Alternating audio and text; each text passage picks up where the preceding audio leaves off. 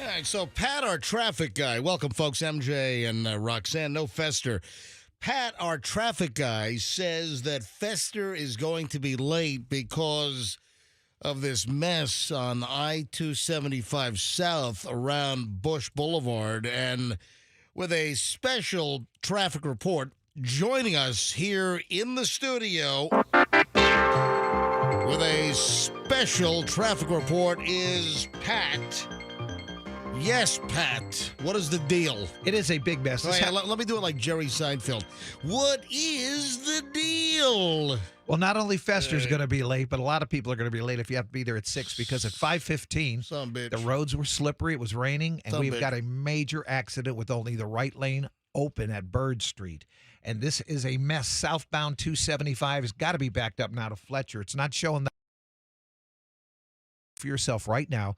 If you normally use the interstate, is use Florida or Nebraska Avenue and re-enter at Sly or Hillsborough because this is probably good. I see tow trucks are there. Yeah. But it's probably going to be there a while. All right, and that's Fester's path to the studio. In fact, I'll call Fester here in a moment. I haven't heard from him. Let me check my phone to see. Yeah, no phone calls and no texts from Fester as we launch, but he lives in Lutz. He gets on 275, I believe, at Bierce. Oh, really? Yeah. I thought he lived by Busch Gardens.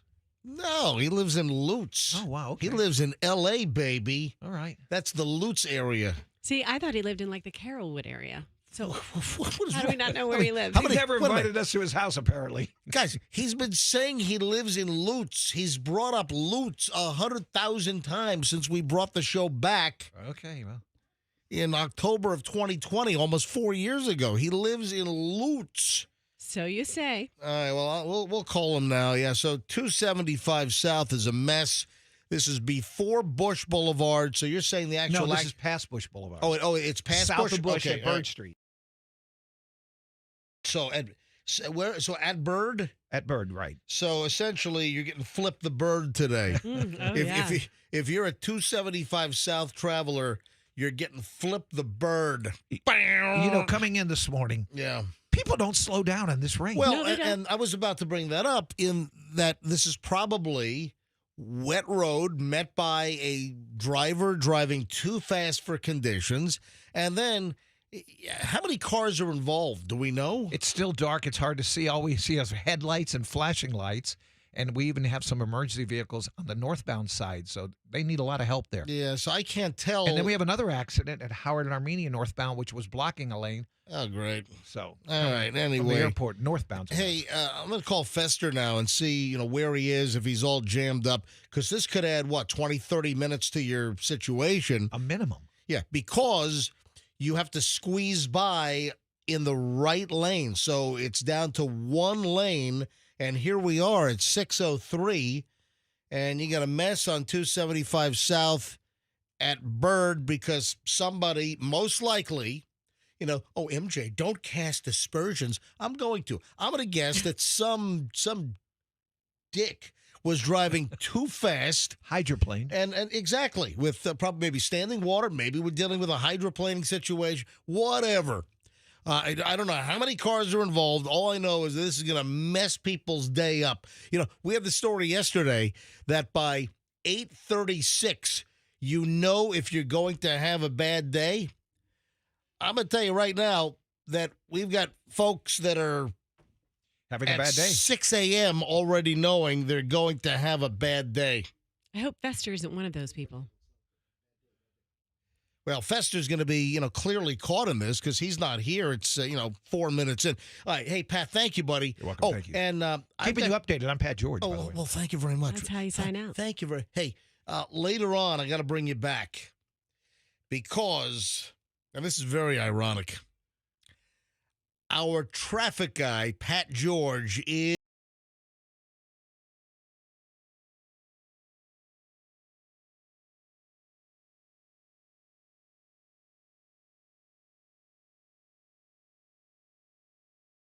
so our traffic guy, Pat George, is breaking the law.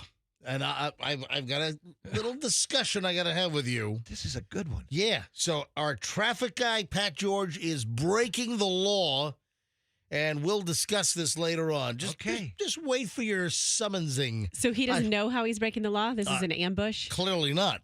So he just had a scrunchy, puzzled, quizzy face on. So later on this morning, folks, make sure you're listening. How is Pat George, our traffic guy here on the MJ Morning Show, how is he breaking the law, breaking the law?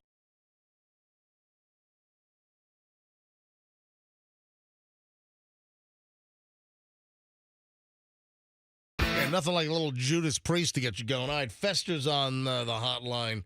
Yo, Fester. Yo. Where are you? I'm on the Howard Franklin Bridge. All right, so you got past. Well, at least you should have been here, obviously, 10 minutes ago, maybe. So right. You're affected at least by 10 minutes. I have my own personal traffic reporter who gave me a heads up right as I was leaving the house that this was going on. So I took a workaround. I took Florida Avenue all the way down to Hillsborough, and I avoided the whole mess. All right, so why the hell are you late then? Well, it's still workaround. Hang on, let him answer. Hang on. Hold on. Say it. So why are you late? Because I was on a much slower road. Yeah. The workaround. I leave my house to travel at interstate speed to get to the show 5 seconds before you crack a mic. All right, listen, I still don't understand that if you get on Florida, so you're driving 40, 45, I don't understand why you're this late, though. What? 10 minutes? You go through 24 light cycles. All right. So I guess you have a bunch of traffic lights, unless you hit them all green. Anyway, so if you did not do the workaround, I would imagine you'd be much, much later, is what we're guessing. So the late great Gary McHenry told me that would be Gary McHenry in the Coca-Cola Sky Cruiser. That's right. Yeah. That's right. Yep. So Gary McHenry years ago told me this is the worst driving conditions today because it's wet, but heavy rain washes away all the slickness on the road. Conditions like this where it's just kind of like a light rain activates all the oil and grease on the road and makes the roads much slicker. I don't know what you're talking about, dude, because it was raining heavy all night long. So the roads, I think, got plenty of water overnight. I got big puddles of standing water in my neighborhood. I tell you, the lightning bolts coming over the bridge are just amazing. Yeah, that's also also something I recognized when I was on the Howard Franklin Bridge, and I was on the bridge, 40 minutes ago. The lightning strikes and the patterns, like going in circles in the air, were amazing. I had a little like a lightning show. I got to be honest. Fireworks, schmireworks. I mean, you see one decent fireworks display, you've seen them all. But hey, a good lightning show, man, those things are spectacular, and they change. So I agree with you. Good lightning light show up in the sky. All right, Fester, drive safely for the final, 5 minutes in, right? Yeah, I'll be there next break, I promise. All right, see you in a few minutes, buddy. All right, so Fester late, but he avoided the 275 southbound mess at Bird. So, hey, take that into consideration and consider, going down Florida, or, find an alternative route so you don't get, jammed in. We also don't know how many cars were involved. Now, the one benefit, if Fester was on 275, he'd be able to pass by and give us an actual report of how many cars involved and all that fun crap. All right, just getting rolling, 6:09. It's a busy Thursday. MJ Morning Show back in minutes. Still got this mess?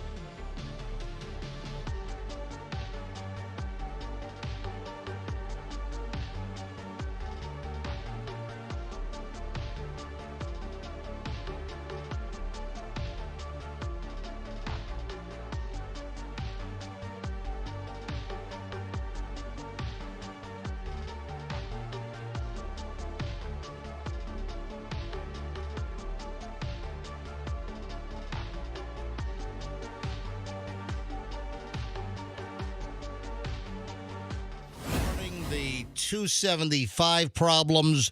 So 275 southbound, you have an accident at Bird, so that's jamming you all up. And then we've just heard that past Bird at Sly, it looks like another 7 cars have tangled up around Sly now, southbound 275. And it is my understanding that a TPD cruiser has been rear-ended. So a Tampa Police Department police vehicle has been rear-ended also on 275. So all I can say is I swear this is a mess. Back in a minute.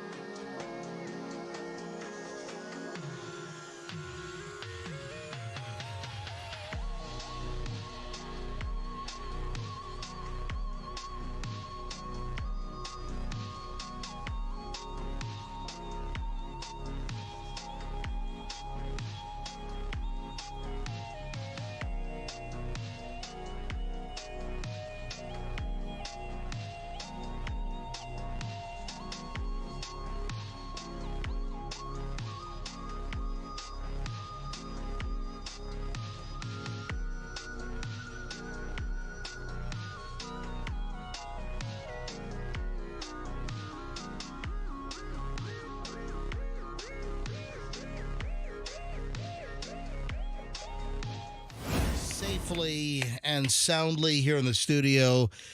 You missed the 275 mess because you got the alert, but still you are 20 minutes plus late. Yeah, I'd take a much slower route. So if you had been on 275 and you got tangled up in all the accidents, southbound 275, that's at Bird, but now we're hearing there's another 7 cars involved just past Bird on Sly. So, I mean, how much later would have you have been? It probably is a wash. I mean, it probably would have worked out to be about the same time. That's the question. Oh, I don't know if you heard this, but Pat George, our traffic guy, is breaking the law. I heard you play the song. Yeah, little Judas Priest. Yeah. Nothing like some Judas Priest at 6 o'clock.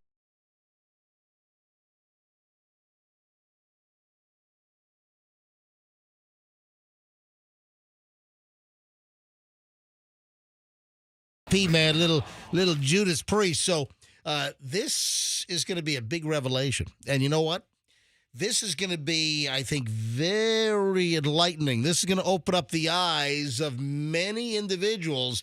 If our traffic guy who deals with traffic and accidents. Oh, and Pat George, do you know he was former TPD? He was. Yeah. Pat George, our traffic guy, used to be a Tampa police officer back in, I think, 70s and 80s, early 80s. Well, I can get the actual dates because we're going to have him in here because, folks, we're going to have a little confrontation. Breaking the law. Yeah, Pat George is breaking the law. I have photographic evidence. I'm going to post that when the time is right. And I'm going to tell you right now that there are many other individuals listening to this show right now who are also breaking the law. You have no idea you're breaking the law, but you are.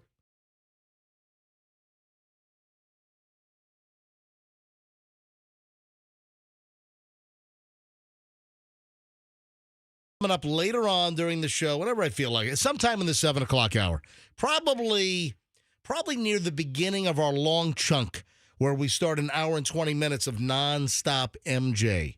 I will reveal what our traffic guy is doing. Listen, our traffic reporter, Pat George, is breaking the law. And I'm going to tell you right now, there are thousands that are listening that are doing the exact same thing. Hey, also later this morning, 8 o'clock, we fire off the MJ Morning Show Inflation Smasher again.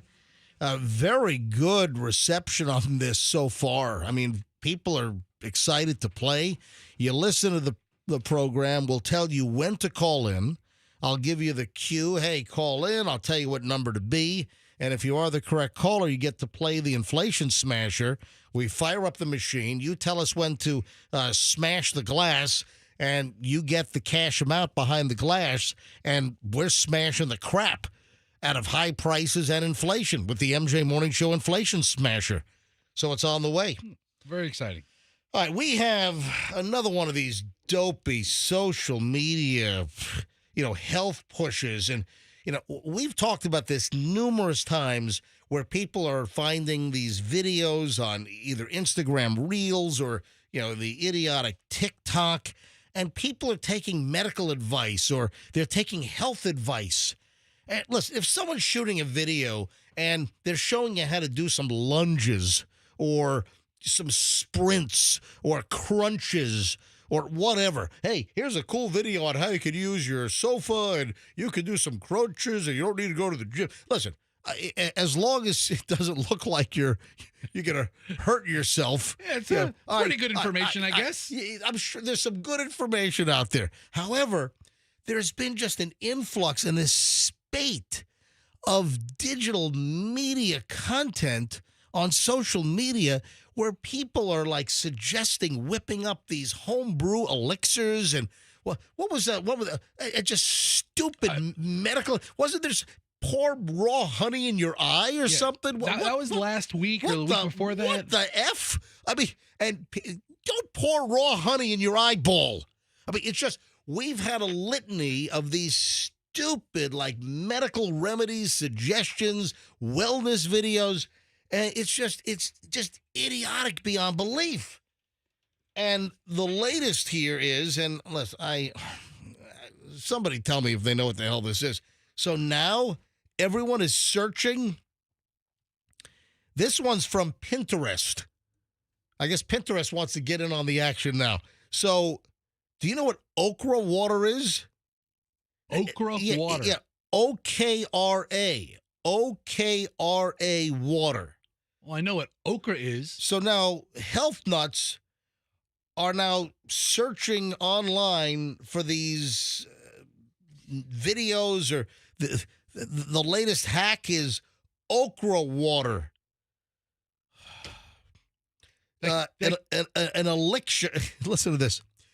An elixir allegedly helping digestion and improving vaginal health. All right. I'm all for both of those things. Okra water. Can you imagine someone that lives their life bouncing back and forth between all of these stupid online suggestions and fads and health hacks? And I'm sure there are people listening right now, or someone's listening that knows somebody that just bounces back and forth from the latest. Every other day they're talking about this. Oh man, did you hear about this? Yeah, if you take this, if you take that, if you drink this, if you eat that. I'm sure there are people listening right now that know people, or could be you. So okra water now. This actually sounds really healthy. Oh, whatever. And it can help digestive health. I mean, think about okra. When you cook okra, it has that very like gelatinous seed inside the middle. Okra, it just tastes slimy. You know, I like almost all vegetables. And I eat okra. I mean, I've eaten, okra is kind of big at like Southern buffets. Southern buffets, yeah. Like I think Fred's. One of my, you just cleared your damn throat. I turned my head this time. Turn your mic off. The button's too far. All right, then have them move the mic switch in front of you. Do that. I talked to the you do that like 19 times a show. I deliberately turned my head. And listen, I talked to the engineer about moving my button, and you know what they said? Well, oh, wow, gosh, Fiesta, I don't know if I could do that. Give me a freaking hacksaw. I'm with you. I'll move the button. I'm with you. I'll move the damn button. Well, he wants to move it 6 inches over? Why would the button be, you know what, maybe you need to move. Maybe you need to move closer that way and swing the mic that way. Yeah, but then that defeats the purpose of us having a dueling computer screen. And we're looking at each other at an angle all morning. No, we just take your computer screen and move it over there too. Then I got this computer screen. I'll just move that one there. I'll unbolt that one and throw it in the damn trash. All right. That's what I'll do. Let's go. Anyway, so okra water now. And what the hell is okra water? Okra water is made by soaking okra in water for up to 24 hours, straining it and drinking it. The result should be a thick liquid with a gel-like texture. Yeah, the seeds are gelish. Hold on, what, like drinking like aloe vera gelatinous slimy stuff? I mean, it sounds like the slime coming out of like the alien in the Alien movie's mouth. Which, by the way, I bring that up because 11:15 yesterday, it was Michelle and Julian and me, and well, we all went to the AMC Veterans 24. We watched the brand new Alien movie, which I gotta be honest was pretty good. Good, not bad at all. All right, so I don't know if we've been listening, doing the okra water thing, but I don't know, every day. I mean, social media has just brought about this just ridiculous influx of just a plethora of all these silly hacks. Yeah, and now okra water is the most searched food and drink item, according to Pinterest now. So I got to believe that there are stupid okra water videos that are on Instagram and TikTok as well. That gelatinous liquid that it creates helps get everything out. How do you know that? Where's the science? Show me the science on okra water. You ever eat a lot of okra? No, I don't eat a lot of okra. I'll tell you what happens the next day. I eat okra in moderation. Oh, and we were saying that you find okra a lot on like Southern food buffets. I'm pretty sure they've got okra on the Fred's Marketplace buffet out in Plant City. Yeah, breaded and fried. Yeah, no, I don't think it is. I don't think it is. But I'm a vegetable lover, but I just find okra when it's not breaded and fried. I just find it to be a little bit slimy, a little wormy. That's the point. Yeah. All right. 6:32 at the MJ Morning Show as we get rolling. Hey, early morons of the news roll next, and there's never a shortage. You know, there is never a day that I don't have too many morons. I've got to select the morons. We've got too many morons in the news stories to actually do, so I've got to, pick which ones I like the best. And early morons are next on the MJ Morning Show here on Q105. Stand by.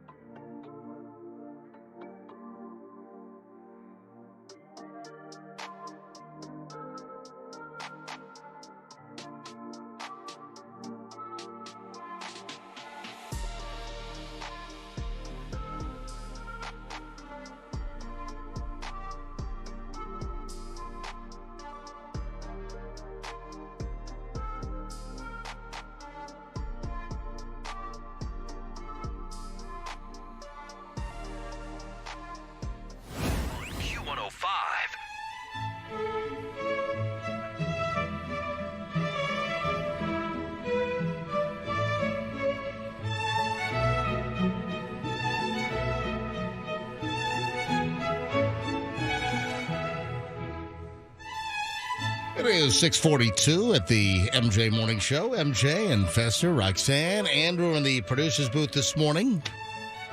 Whole lot of traffic problems. I just got another tip that there's another problem on 275. Crazy. My God, what the heck is going on?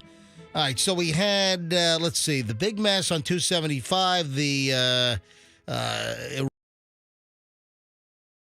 and at south of Bush. Yeah, south of Bush. Southbound. South of Bush. Okay, and that was around, was that Sly? So around Sly, was that? Bird? Bird. No, it was Bird. Yeah. All right, so it was 275 and Bird. Then past that wreck, another one. And now there's another crash further south, just north of the Hillsborough exit. Now there's another crash, 275 in Hannah southbound. What the hell is going? I mean, folks, it is wet and slippery. Stop driving like ass clouds. That's the best advice of the day. Stop driving like ass clouds. Yes. There we go. Unbelievable. You know, Allstate needs a commercial. Stop driving like ass clowns. Do they still use that Dennis Haysbert guy? Stop. No, he's been gone for he's been gone for a long time. Stop driving like ass clouds. Yeah. He was the president in the 24 series, right, with Kiefer Sutherland. No, he's been gone a long time. Dennis, is he still alive? Oh, gosh. Yeah, I think he's still alive. But no, he hasn't done Allstate commercials. And he's like sitting in a chair. Talk about dangerous. You got a guy doing Allstate commercials, and he's like just sitting in a lounge chair in the middle of traffic. What the hell's that about? So somebody swerves to avoid him, and son of a, oh my God! Oh, what the hell? Hey! Why the hell's the dude from 24 with Kiefer Sutherland? Why is he sitting in a chair in the middle of a freaking intersection? Get him the hell out of there! Get out of here! My God! Watch it, President Palmer. All right, was that what it was? President Palmer? Was I that think it? so. Oh, Andrew says it was President David Palmer. Yes. In the old, doop, boop, boop, boop, boop, boop, boop, boop. That's the 24 noise. You know, remember the clock would tick and you ding, gunk, gunk, gunk.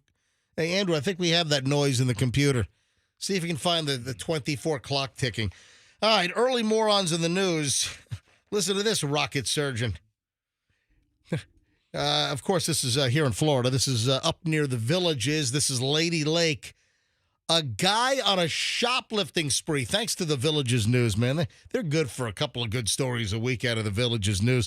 A guy on a shoplifting spree tried to elude local police up in the Villages by changing clothes in a restroom of a restaurant. Austin Lee McDonald, 22 of Lady Lake, was suspected of stealing from Kohl's at Lady Lake Crossing, fled across the parking lot to a nearby Arby's. He jumps into the Arby's, goes into the bathroom, and according to the arrest report from the Lady Lake Police Department, he went into the restroom and changed his shirt and removed the hat that he was wearing in order to throw the police off the trail. What drew him into Arby's in the first place, right? Because he remembered that Arby's, we have the meat. So he rolled in. He thinks he's going to throw the police off his trail by changing his shirt and taking off his hat in the Arby's restroom. Yeah, he was carrying a backpack which had a whole bunch of stolen merchandise inside from 4 different stores. This guy not only ripped off Kohl's, he ripped off PetSmart, Joanne Fabric. Wow. How do you take from Joanne? Such a nice grandma-like lady. How do you steal from Joe? I don't get that. A lot of diversity in his targets. Yep. Oh, did he rob from Target too? Also Kirkland's. What? I don't know what that is. What? I know that Costco's in-house brand is Kirkland, but is there a store called Kirkland's up in the... Yes? It's home decor and wall decor. Oh. Yeah. I think they sell like tchotchke crap too. Oh, so he ripped off some tchotchkes from Kirkland's? Some bookends. And of course, What else do you think he had in his backpack other than the stolen merchandise? What else? Just take a wild guess. What else this guy might have had in his backpack? Crack? You're close. A pipe with methamphetamine residue. That was found on his person as well. Yeah, he was arrested on charges of retail theft, possession of drug paraphernalia. The retail theft charge was enhanced to a third-degree felony because he's got a little list of previous retail theft convictions. Not very good at this. So this dude has had his situation enhanced. Austin Lee McDonald, you moron. I'm just going to jump into the Arby's bathroom, and I'm going to change my shirt, take my hat off, and, I'm going to outsmart the Lady Lake Police Department up in the Villages. Chief, we lost him. We don't know where he went to the Arby's. Never came out. He's too slick for us, Chief. Sorry. We're still working hard. We have some leads. This is the Villages news, all right? Both morons in the news stories today from the Villages news. This is a little disturbing. I'm just going to warn you right now. And this kind of made me sick. It made me sick to my stomach. Like Roxanne, or Dana. I'm saying that because we're watching the old Saturday Night Lives on Peacock. I guess I can expect a lot of 1970 joke references. And into the early 80s, I believe. All right, so a Summerfield, Florida guy, again up in the Villages area, arrested after a fight with his roommate that he accused of removing his dog's eyelids.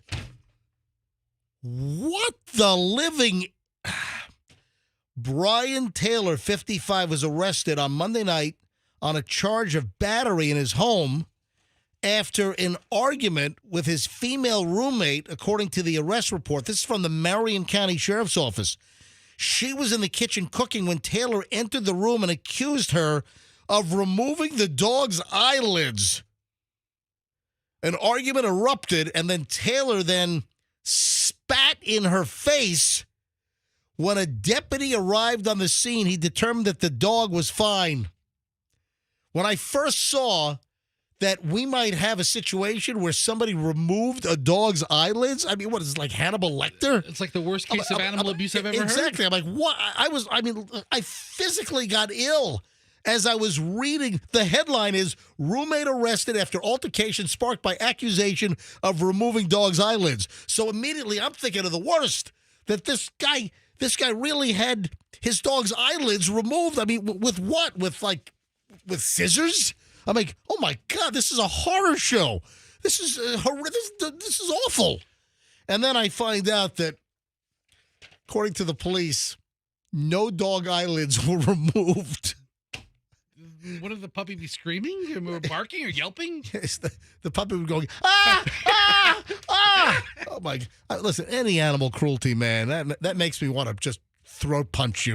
All right? Of the tens of thousands of internet stories I've read over the course of this show, yeah, I don't think I've ever seen dog's eyelids in a headline. No, this is the first for me too. So the deputy arrives and determines the dog is fine. Eyelids were not removed. Dog eyelids were 100% intact. And the deputy, or the complainant, the guy, that he was possibly under the influence of some illicit substance. I know there are some drugs that will make you hallucinate and make you, so he must have just thought that his dog's eyelids were removed by his wacky female roommate. Anyway, he was arrested on a charge of battery, booked into the Marion County Jail. He was also arrested earlier this year because he had another altercation. My God, this state is just crawling with fine, upstanding citizens, isn't it? Yeah, sure is. Welcome to Florida. That's where the whole Florida man thing comes from. And man, we couldn't do morons in the news without Florida, could we? Now, I don't think so. All right, 6:52 at the MJ Morning Show here on Q105. Let me tell you about my friends at Plan B Air Conditioning.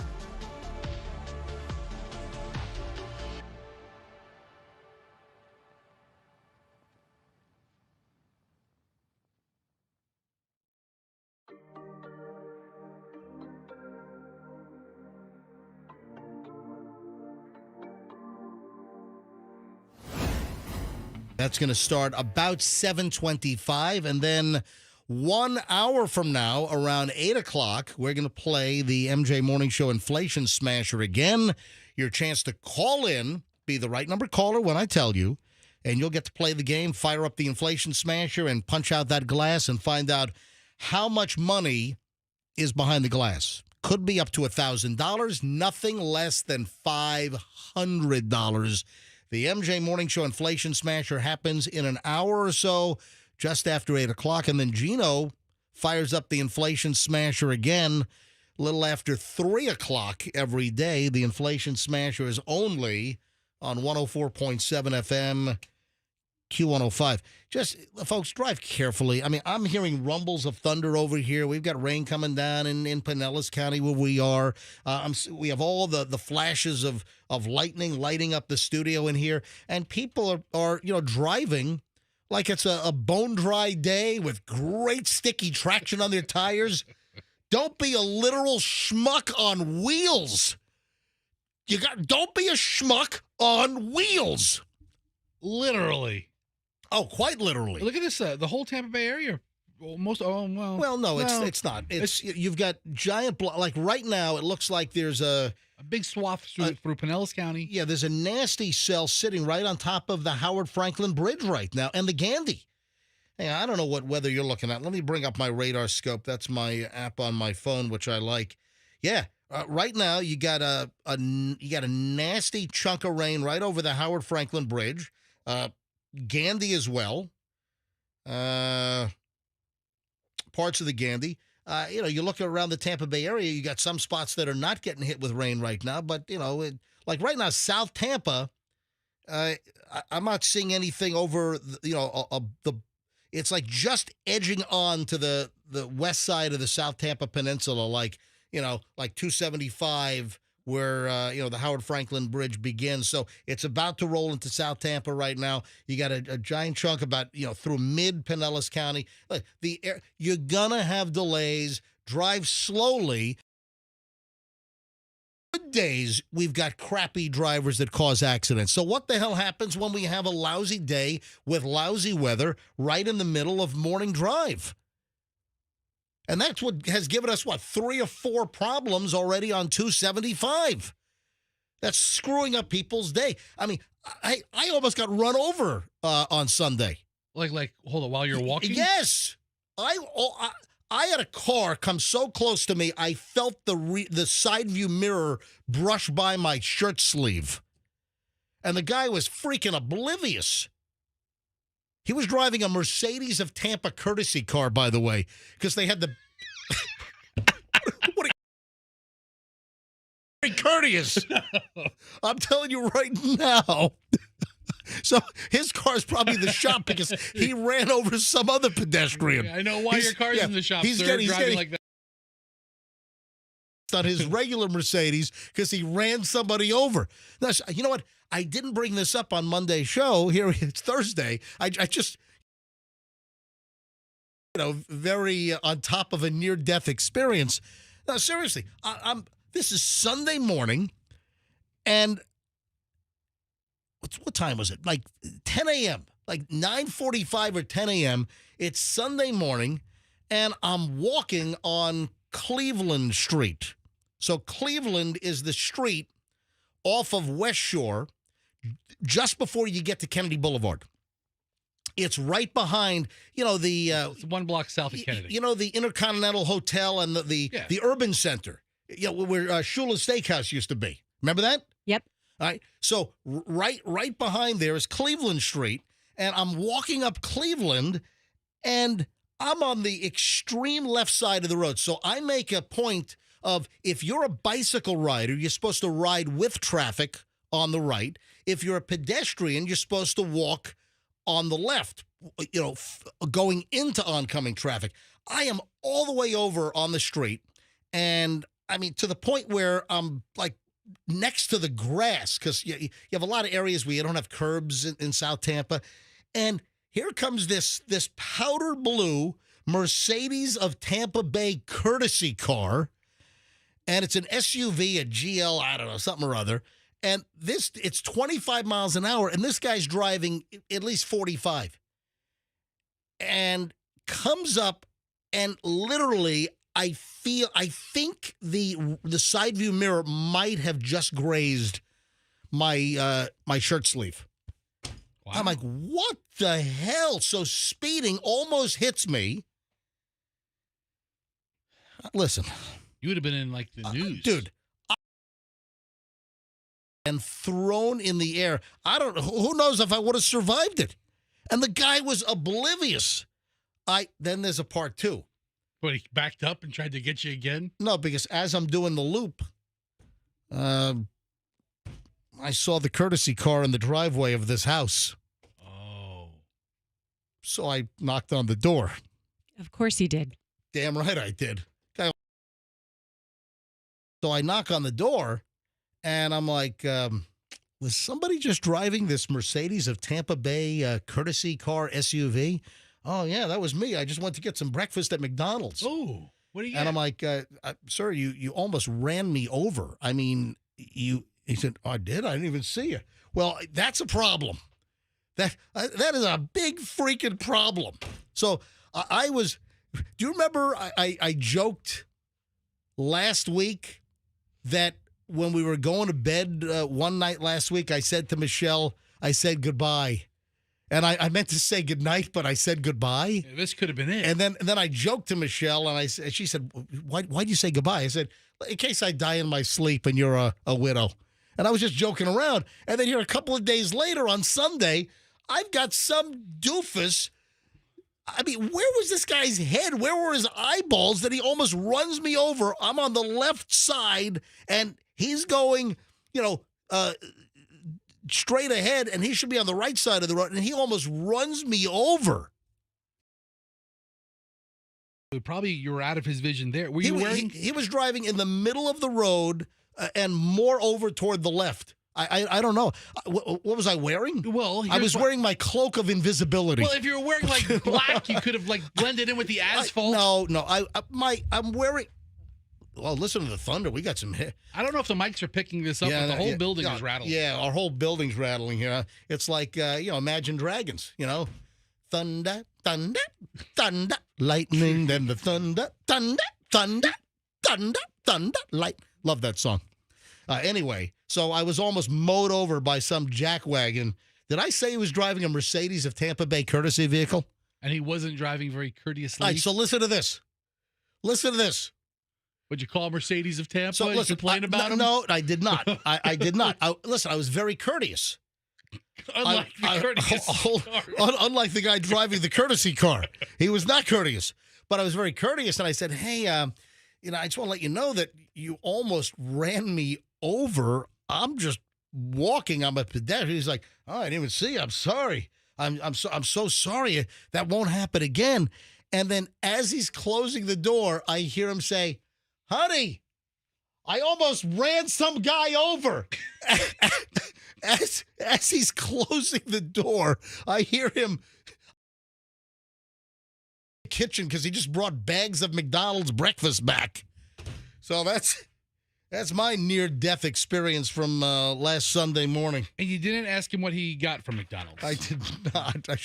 Did you guys get the hash browns? Did you get the bacon, egg, and cheese biscuit? You go with the hotcakes and sausage by any chance? Are you a hotcakes and sausage person, Roxanne? No, I have a very special thing that I order every time I go to McDonald's. What's you that? know that. What is it? I get the bacon, egg, cheese biscuit, but I don't get the egg that comes with it. I do the specialty egg. You have to say sub-round egg. Yes. Substitute the round egg. Yeah. It's a real egg, not From what the carton people. So egg McMuffin. you want the Egg McMuffin egg Yep. on your biscuit. Yes. Yes. That's the Roxanne hack. Hey, speaking of potential death, you ready for the latest swing on the coffee pendulum? Jesus, it's unbelievable. Anyway, coffee's good for you. Coffee's bad for you. Then it's good for you. Then it's great for you. Then it's bad for you. Then it's so where do you think, as the coffee pendulum swings, as plenty of people are drinking coffee, right? I feel like lately the news about coffee has been really positive. It besides it having its caffeine, it's I don't know. Wrong. Okay, well, That's the no. well now the new news I feel is the- swinging back. The coffee pendulum is now swinging right into your head, actually into your heart, into your mouth. Listen to this now. High consumption of coffee could put your heart at risk, according to a brand new study. Okay. Hey, Roxanne, look at that. Roxanne was about to take a sip, and then Stop. hold on. You were about to take a sip as I said that. You put it down. You're like, I did. oh my God. Heart risk. Oh, jeez. So now there's new research that drinking more than 400 milligrams of caffeine daily on most days of the week could raise otherwise healthy people's risk of cardiovascular disease. Can you convert that to ounces? Because I don't know the metric system. 400 milligrams. Yeah, it doesn't sound like much. That's I don't know. No, it's not that much. Okay. It's kind of a simple amount. What they're saying. Look, do I believe this crap? Again, how many times have we heard 13.5 ounces. what? For 400 milligrams or milliliters? No. Milligrams, not milliliters. Okay, I don't know. I mean, that's why the metric system's so screwed up. You tell me when you No. You've got it's a milligram, not a milliliter. Well, it's a liquid. No, a milligram would be a weight. It wouldn't be this would be a 400 milligrams is 1/10 of an ounce. It's like a microscopic little drop of coffee. That's the point here. But again, it's another one of these stories that, you got a whole slew of stories that something's good for you. Then the stories come out that it's bad for you, that it's good for you again, that it's bad for you again. So the latest now, as the coffee pendulum swings, high consumption of coffee could put your heart at risk. Oh, no, but the pendulum swung back because I just read a story yesterday. Okay. Here's the headline. All the reasons a cup of coffee really can be good for you. So Coffee PR said, we're coming back strong. They heard that heart attack article or heart problems article. They said, oh, no. And in this article, they list like 4 things that it does for you that are great, supposedly, including cardiovascular disease prevention. Does it mention it's a diuretic? Roxanne. Of course. When we get back in minutes, quick break, and then we start an hour and 20 minutes plus of nonstop MJ. And, of course, included in that, your chance to call in, play the MJ Morning Show Inflation Smasher. So in minutes, we start an hour and 20 minutes of nonstop MJ. Roxanne, this could be the most unappealing name for a lip gloss that I've ever heard of in my life. I would like to know, as a female, you wear lip gloss, right? Mm-hmm. I love lip gloss. I would love to know if you would put this lip gloss with this name on those lips. What's the name? Well, I'm going to tell you that this is the teaser. This is the cliffhanger. I can't wait. This is the teaser. This is what's coming up. Plus, obviously, a lot of other stuff. I got some more Costco secrets coming. I don't know what it is. Just all these Costco crazy stories coming up. You want to know why? Why? Tell me why. Because Costco is a trigger word for clickbait. If they put Costco in the headline, you are more apt. Yeah, you're right. As opposed to other stores, for some reason, Costco has this allure to it where you will click that story. You're right. More than you would if it said Publix is the same way. Yeah, Costco clickbait. Yeah, you're 100% right. Also, are you an extreme renter? I've got an item here about extreme renters, and it's actually quite fascinating. So hang on. And that's just scratching the surface on what's coming up. What are you gasping Somebody at? just corrected me on the metric system. It was milligrams of caffeine. Yeah, that's what I was thinking. The whole Yes. time you were doing I that. thought it was milligrams of coffee. No, it's, caffeine. It's the caffeine. I Yeah, mean, it's just a little tiny, it's a small amount. Yes. It's not. Yeah, you were like, what, 13 ounces of caffeine? I don't, no. Listen, the whole metric system is just confusing. Welcome to America, people. The rest of the world's wrong on this. All right, 7:16 at the MJ Morning Show. Hour and 20 minutes of nonstop MJ is next. Hey, listen.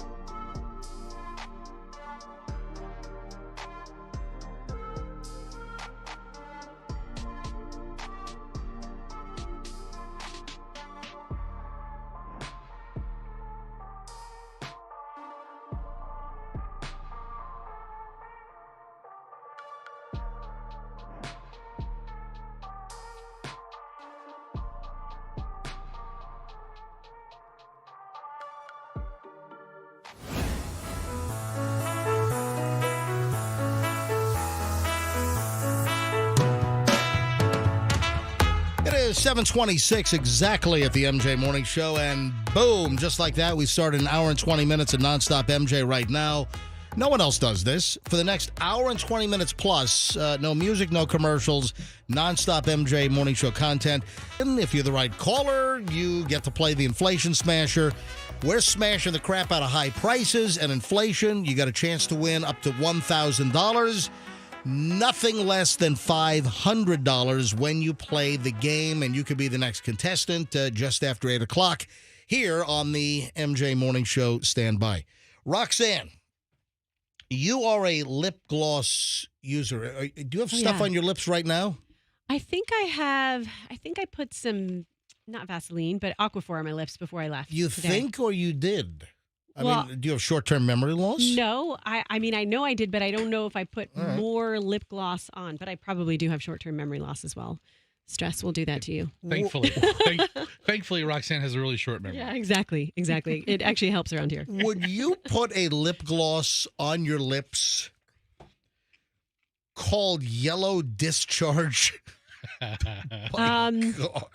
Well, it depends. If the wrong person was trying to kiss me, maybe I would put it on as a deterrent. Oh, my God. I don't know who this is. Somebody named Sexy Red. There's a rapper. You ever hear of the rapper Sexy Red? Oh, yeah. I'm a really big fan of Sexy Red, the rapper. So, Sexy Red. They are so good. Can you look up Sexy Red? Yes. Just, give me a bio on Sexy Red. Well, I meant to do this, but I ran out of time. I'm so sorry. Well, I'll give you one opportunity to guess what color her hair is. Red.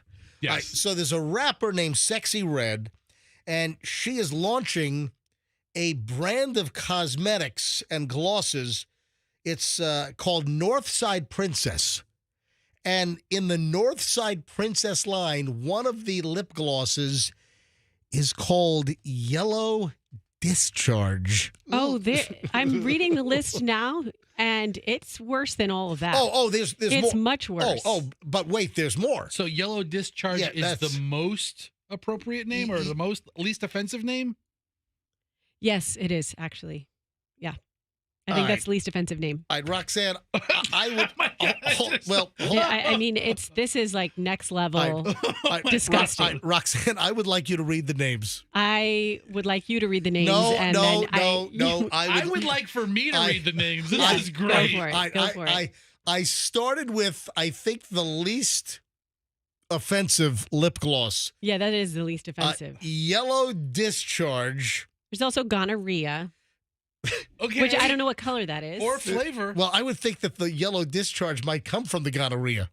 But so you have to use them both? You buy it as a package. We can't say these other ones. We can't say any of them. There are literally none that we can say. Who would buy these? I mean, there's one that's just called Nut. You're right. One's called Nut. That's great. Right, which is, just stop right there. It's a just stop. You can't say blue balls? There's a lip gloss called Blue. In PE class, yes, you may play with a blue balls. We always played dodgeball with that red ball. The red ball with those little lines, the little imprint all the way around the ball. Right. And if you really bean someone in the face, they had dodgeball markings on their face. Could you rhyme some? Cooch. There's one rhymes called with hoochie. There's one called Cooch. B.H. Brown. B.H. Brown. Butthole Brown. There's no booty. It's called butthole. She's got a lip gloss. Who's gonna put Butthole Brown lip gloss on? That's the name of this thing. If that's the look you're going for. And there's a couple that are so foul I can't even read. So you're gonna go to a store. It's like Sephora.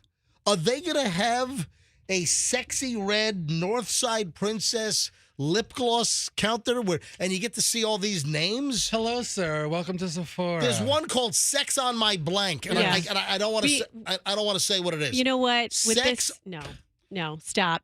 Yeah, I know. With I this know. weather today, oh my that God. means all the parents are driving their kids to school. None of them are walking or riding bikes. Oh, They don't no. need to listen to this line of lipsticks, lip gloss. Sir. And Lip glosses. is this a marketing stunt? And then she really has like legit nice makeup, or is this? I mean, who would buy this? I don't know. That's what I'm saying.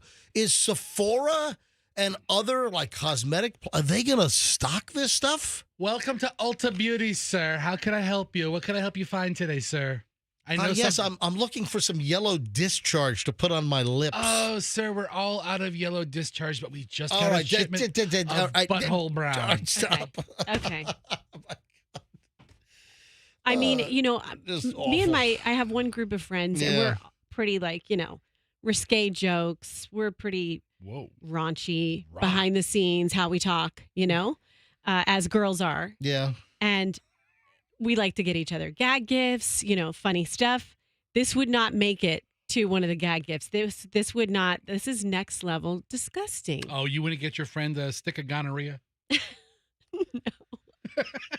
I wouldn't. No. Okay, sexy red. I mean, we're talking about it. Oh, Pat, look at how red your lips are. Never mind, we're talking about. Let's put some yellow discharge lip gloss on Pat. Listen, Yeah. Pat has a couple of yellow discharges. Okay. Yeah, I don't know what Sexy Red is doing. I have to admit, I am not familiar with much of Sexy Red's work. Anyway, I'm sure she's talented. I tease this as, would Roxanne put this lip gloss on her lips? And I'm guessing that there's really none of these that you'd want to put on your lips. None. And Not a one. And I think they might all come in a kit. Yeah, they do. I see the packaging. I think you get all the varieties in a kit. All of them. Ugh. All right. Oh. All right. Pat, our traffic guy, has just rolled by. I asked Pat to come to the studio because, well, first of all, traffic is just awful this morning. Terrible. Stay home. You know that, Stay home and listen to the radio. I said this earlier, a TPD cruiser got rear-ended as well. Right, but which accident? That I don't know. Are there I think multiple? it's the one at the airport because this TPD car's been sitting right there all morning. No, TPD got hit on 275. And that had to be in the 7-car accident. So a TPD cruiser was smashed into. I'm trying to keep track of all the accidents. So the original one was 275 around Bird. Correct. Southbound. All right, southbound. Then we had another one at around Hannah. We had another one just north of Hillsboro. Those are all the same. That's all the same area. It's like separated by 200 feet. Where was the 7-car pileup? Just at Sly, just south of Sly, which is also just a complete total mess this morning. And you're dealing with just schmucks on wheels that are driving. The conditions suck, and you got to slow down when it's raining and when you have potential standing water and the potential to hydroplane. It's just a mess. Anyway, so I invited Pat down. Obviously we're going to talk about the traffic nightmares. Mostly 275 though, right? Well, 275, Pinellas County, Hillsborough County, I-75, everything headed into Manatee. It's all a mess. I'm not an expert, but the Veterans Expressway coming toward That's the as airport bad, too. looks awful. Yesterday I mentioned that we had that story that people know if they're going to have a bad day by 8:36 in the morning. This is science, folks. By 8:36 a.m., according to research, you know if you're going to have a bad day. I'm telling you. In the 6:15, 6, they know they were having a bad day much earlier than 8:36. Because you had a bad day. Yeah, Take one down. You sing a sad song. And you got some yellow discharge.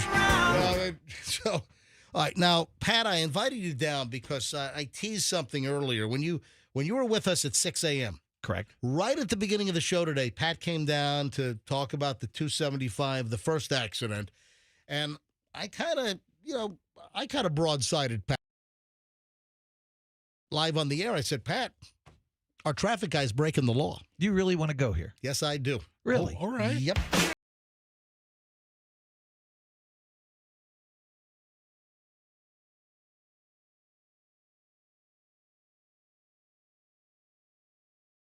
All right, so Pat, You were killing me, Karen. what do you mean I'm killing you? Whoa. What do you mean I'm killing you? Because I know exactly what you're going to talk about. Oh, how do you Get know? ready to ring your little ding-ding bell. Oh, so you want me to get my ding ready? Uh-huh. All right, so you know. Oh, exactly. Because you gave it away when you said you took a picture. Oh, really? Oh, yeah. You in the booth down the hall. I have to monitor you all the time Yeah. to make sure you're playing my traffic. We are a radio station. Yeah, it's not Yeah. spying. It's called We- you're broadcasting. We do broadcast All right. to people. I mean, he's not All spying. right, so Pat, you think you know? Half the staff here does it, and St. Pete Police do the same thing. It's not a law in Florida. Hold on, I don't know if you know what I'm talking about. I noticed that Pat George, our traffic guy, is breaking the law, and I'm going to tell you right now that thousands of others that are listening right now could be breaking the law as well. So, Pat, Mr. Smart Guy, why don't you tell me what you think that I'm about to expose about you breaking the law? It's either missing a hubcap or backing in, but I say backing in. Wrong and wrong. Backing in? That's not illegal. You can, No, it's not. you can Yeah, back right. into a parking Oh, spot. then I want to hear this one. This is a You good are one. double wrong. You came down here thinking... You missing a hubcap? Why would that be illegal if you're There's- missing a hubcap? and look at my tag's not expired. No, it's not. No, Right. I have been to Well, parking lots. then there's absolutely nothing wrong. I am not. I took a picture and I'm now going to publish it on my Instagram right now. Look at this, folks. On my Instagram, I have the picture, I have the caption, and I'm about to hit the blue Wait, let me share see. This button is right now, just- and boom, I just shared it. Oh, It's oh, that hurts. I just put it up on my Instagram. Let me share what I just published on my Instagram I left feed my dog in the vehicle. at Certified MJ Radio. I just published this.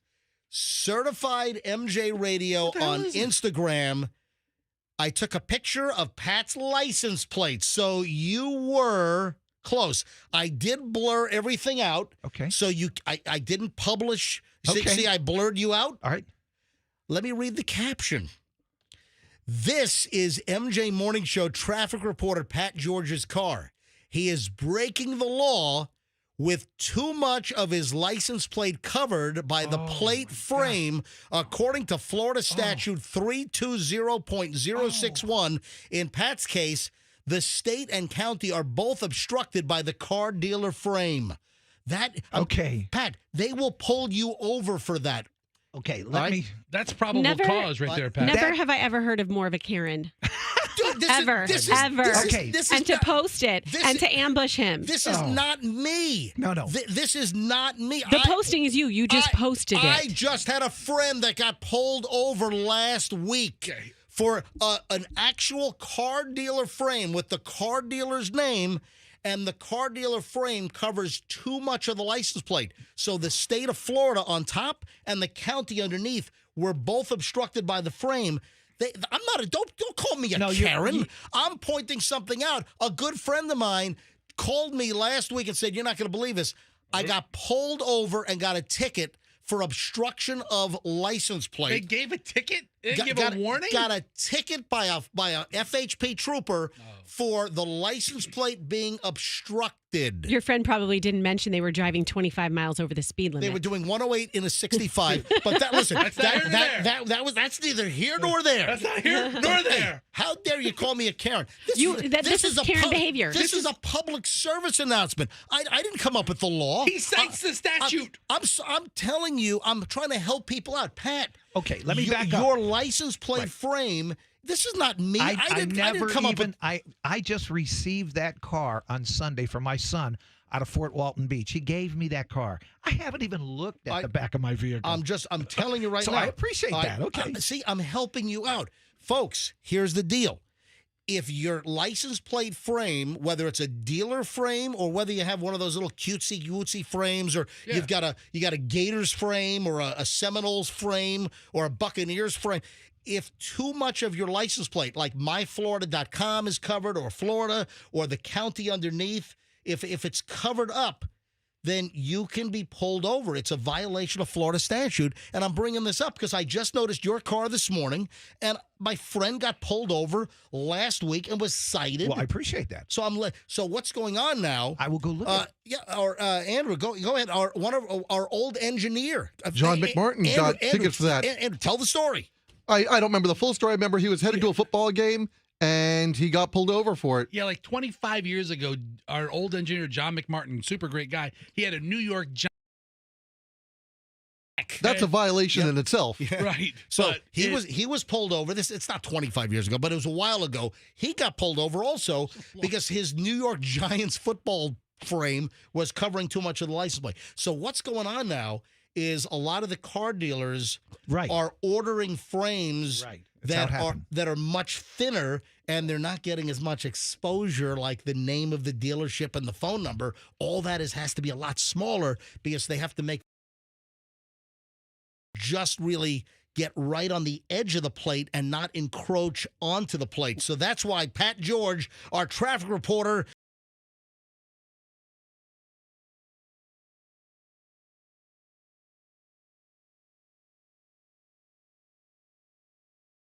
plates where they put that black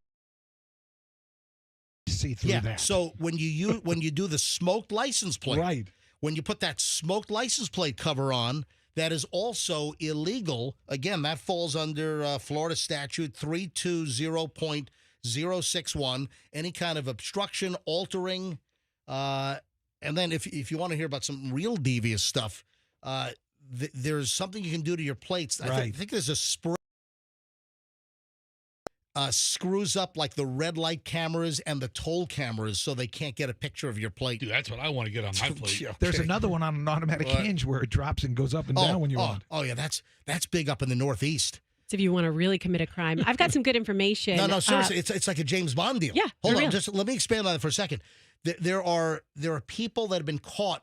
Like if you go over the George Washington Bridge, I mean it's like $17, and trucks could be like $120. For like a tractor trailer. I mean, it's ridiculous. And there have been like tractor trailer, like independent operators. They had little systems where they would like hit a lever and it would like flip their license plate down so they couldn't get a plate read. That's brilliant. Yeah. Anyway, so what were we going to say, Rox? I heard from someone who said MJ is right. I've been pulled over for that. But then two other people, and this is the one who I follow, it's a secondary offense, meaning you were pulled over for something else. Well, like I said, my friend was pulled over for 108 and a 65. Yep, there you go. Got pulled over for the license plate as well. Throw the book at this guy. We're going to get you for speeding and the license plate. As a former law enforcement officer, we never pull people over for obstructed frame. It's a BS traffic stop. Well, it's known as a Karen statute. Well, I'm going to tell you right now that I didn't write the statute. Listen, I'm performing a public service announcement here. He's not a lawmaker. Hey, I just got a text from a law enforcement a friend of mine. Oh, he even singles out a particular dealer. He singles out a particular auto dealer. Blank Auto is bad about their plate frames. They completely block the state of Florida. I tell people when you drive out of state, they don't know if those are Florida oranges or Georgia peaches, LOL. He says also the clear covers, not just the tinted, the smoked gray covers for your license plate. The clear covers are also technically illegal. Anything that even reflects, anything that changes. The Florida statute is you have to put your plate on your car completely unchanged, untouched, unobstructed, and that's the law.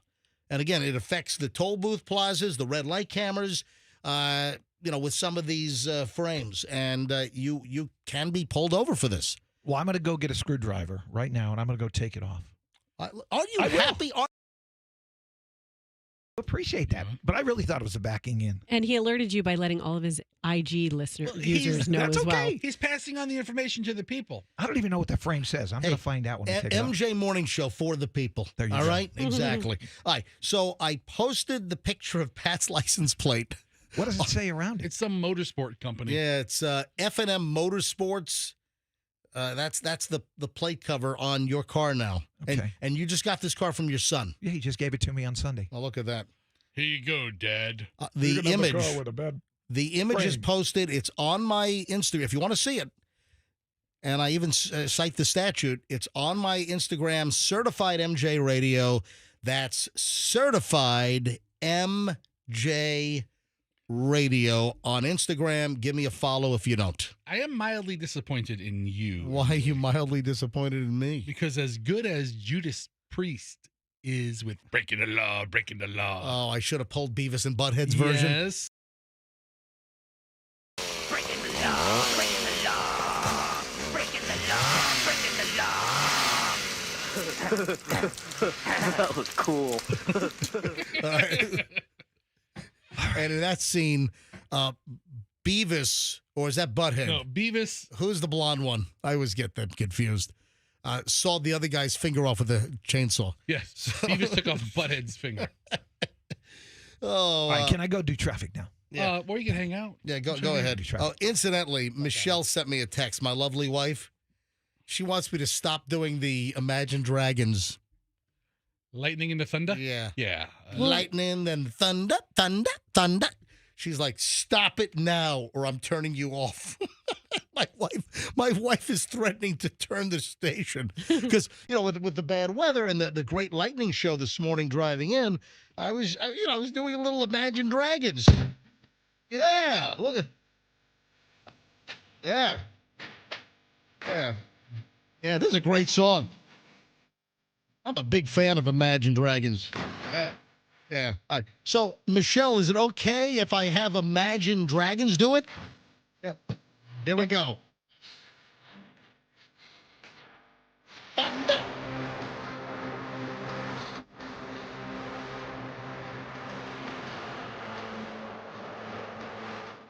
sorry, I just like going thunder, thunder, lightning, then the thunder, thunder. I will tell you, because now that I know you're a big fan, Imagine Dragons. They're coming. September 1st. Yeah. That's right. To the end. Yeah, so what date is it? What night of the week is that? Sunday, September 1st. It's Sunday night. It's Labor Day. Oh, that's true. We're off Monday. Oh, wait a minute. Yeah. Yeah, I gotta go. I like Imagine Dragons. That's a great band, yeah. I have like almost everything on my playlist when I'm doing my walks. So I'm a big and if my kids do the Imagine Dragon, if they do their jokes anymore, you know what I'm talking about? I've never heard an Imagine Dragon Dad, joke. do you like Imagine Dragons? And then it's like, imagine me dragging my. You've never. What? Julian. That's got to be a Julian joke, right? It's Chloe doesn't drop those jokes. No, she does. Yes, she does. They got a whole list of those things, and it's like we just stop it already. And it's like for the 7,000th time. All right, it's not funny anymore. Stop with the Imagine Dragon. I gotta look him up now. Imagine Dragon. Hey, jokes. speaking of Chloe, now Chloe is Generation Z. But I have a story about Generation Alpha. And Gen Alpha is Fester, give me the years, would you please? It's after Generation Z. Alpha's after Z. So But that's what, 2012? Well, 2010 until now. Right now, Generation Alpha, so Gen Alpha, these are the kids like in elementary school right now. Elementary and maybe going into middle school. Okay. Right? Yeah, it's and anything below that. A newborn is Generation Alpha. I have a story that there's a school that's banning Gen Alpha slang that parents can't understand. There's a sign at a primary school revealing a list of words that students are banned from using, and this has caused a little bit of a stir online. 11 phrases were named by an unidentified teacher as being unsuitable for use by students during school hours on a sign placed on the school entrance. Dude, that is not Sigma. All right, now, it turns out that it's, I think it's an Australian school. So it's Australia, but I've heard these words, so I know that these words are being used, here in the United States as well. What did you just say? I said it's not Sigma. I don't know what Sigma means. That is one of the words. I don't know exactly what it means. How did you just come up with Sigma? I hear things. All right, hold on. I have a daughter that's in this age group. Is she? Oh, she's already at school, I think right? She's at school. She might have just got dropped off. Yes, it's 7:51. I think she just got dropped off. All right, hold on a minute. Let me call Chloe, because Chloe's Gen Z, so she's just behind. She's just behind Alpha, or by 10 years. Yeah. Chloe? Yeah. Hey, sweetie. Hey, do you have a sec? I know you're getting ready for work, but do you have a second? Yes, I'm trying to get to work early because of the storm. Yeah. All right, quickly though. I won't hold you up here. So, Generation Alpha, that's your generation. You're Gen Z. You're just before Alpha. But I want to know, have you heard of these common Generation Alpha favorite words? Sigma. What is Sigma? Julian is so much better to do this, Dad. I have no idea. But you've known these in the past. Not these new ones. There are a bunch of new ones, and it's just it's called brain rot. And Well, hold on. It's called what? Brain rot. Brain rot? Yeah, it's just Julian would know. All right, well, he's sleeping because I was up I woke up and Julian was still gaming with his friends at 3 a.m., so I doubt he's going to be up right now. Well, I went and slept in his room because I had a horrible nightmare and the storm scared me. Oh, jeez. All right, what about skibidi? Have you heard of that one? Skibbity. Yeah, what is skibidi? I have no idea. I just hear it. All right, now Riz is on the list, and that's charisma. I know that one. What about mewing? That's I think it's trying to make your jawline look really good. Oh, great. What about gat? G-Y-A-T-T. Gat? Oh, I think gat means a big ass. Really? I think so. Yeah. Yeah. You see a big ass, you go, gat! Really? Damn! So, well, hold on. Somebody with a big butt, you go, gat? You ever see an ass so big, you go, gat! Yeah. All right. Yeah. All right. What about bet? What about when people say bet? That's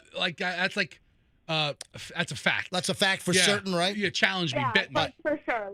I bet, yeah. What about bussin'? Delicious. Oh, food. Yeah. Good food. I watch a video. All right, Chloe, use it in a sentence.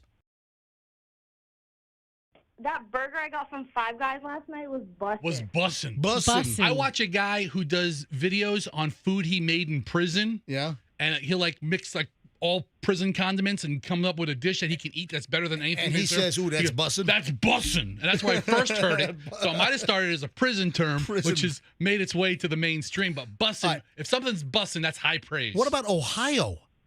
Ohio means... Ohio's a meme because it's the worst state. Okay, there's that. But you can also... What was the one you said? Skibbity?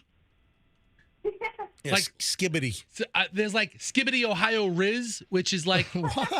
If you say Skibbity Ohio Riz, it's you're really into an online course or something online, or you're gaining something. I think that's what it means. I'm not 100% sure. Apparently, these words are really being used by 9, 10, 11-year-olds, 12-year-olds right now. So Hadley might know these. Yeah, but she already got dropped off at Carline. So here's the thing, MJ. I don't know that kids are using this in place of real words. This is clickbait for boomers, dude. Yeah. What about? Well, I'm not a boomer. I'm Gen X. But still, to Hadley, you're a boomer. I found a way. Mom attempt to do a TikTok dance. That's so Ohio. Okay. That's how you use it. Cringe. I mean, can you think of a lamer state than Ohio? All right, Chloe, get back to getting ready for work, all right? Thank you, Chloe. All right, bye. I mean, MJ, seriously. All right, Andrew wants us to grab, Andrew, what line am I? Chase is on line 2. All right. Chase apparently is young and knows all this stuff. Chase, welcome to the MJ Morning Show. Hi. Hi. Chase, how old are you? 7. I love this. All right, this is what we need. This is exactly 7 years old, folks. Chase is listening to the show. All right, so Chase, what does skibbity mean? Like Skibbity, Ohio. I told you, Skibbity, Ohio. Skibbity, Ohio. But Chase, what does that mean? Like a toilet thing. What? A toilet thing? All right, Chase, what is Sigma? S-I-G-M-A. What does Sigma mean? No. Sigma describes a person that's like an alpha but doesn't conform to society's norms, like an alpha would. All right, what is mewing? Like line going in. Yep. So there you go. That's the jawline thing. So that's confirmed. Wow. All right. What about baddie? What is baddie? Really? A pretty girl's a baddie? Like a bad, B-A-D-D-Y. Hey, Chase, I want you to call Roxanne a baddie. Go ahead. Daddy.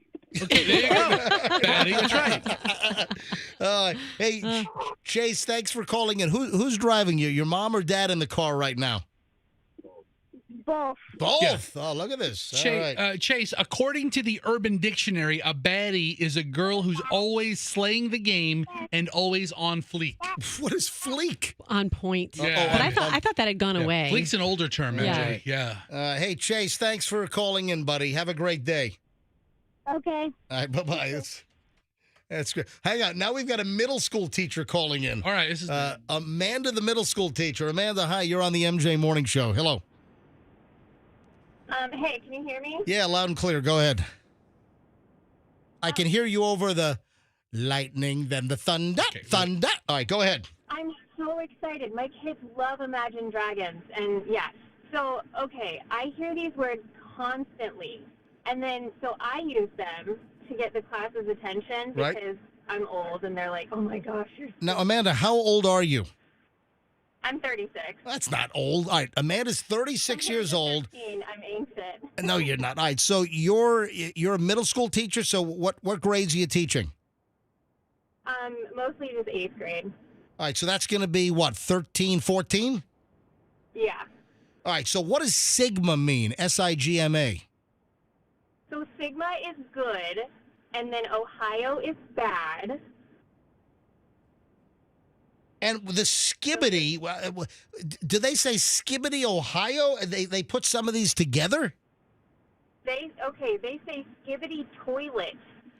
Oh, that's what the 7-year-old said, toilet. That's right. I have no idea. Sometimes they'll just randomly say it. I don't know if it's good or bad. Just skibbity toilet. What about I gat? have no idea. How about gat? Yeah, that's the big booty thing. That's the big booty Or thing. Cake. Look at that. Cake is big booty too. What is it? Cake? I've heard that Cake, before. like birthday cake. Yeah. Mhm. She's got cake? Yeah. Really? Yeah. All right. All right, Amanda, it's always something, huh? All right, Amanda, thank you for... Always, they're making up new things all the time. Yeah. All right, are there any other ones that we haven't mentioned that you've heard? Any other names? I learned a new one from my daughter. I actually just told her that's so Ohio, and she said, "Don't ever say that again." All right, what's one that I- what's the new one you learned? Real spill. Real Phil? Real spill. Yeah. So that means like real. No, spell. I'm not understanding. Spell it for me. R-E-A-L. Real, and what's the second word? Spill, like spill something on the floor. Oh. S-P-I-L-L.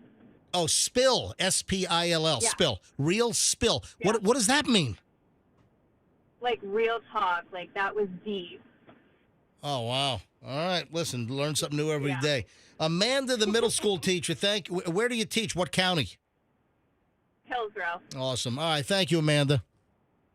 See ya. All right. Have a great day. You know what my kids say? Brat. Have you heard that one?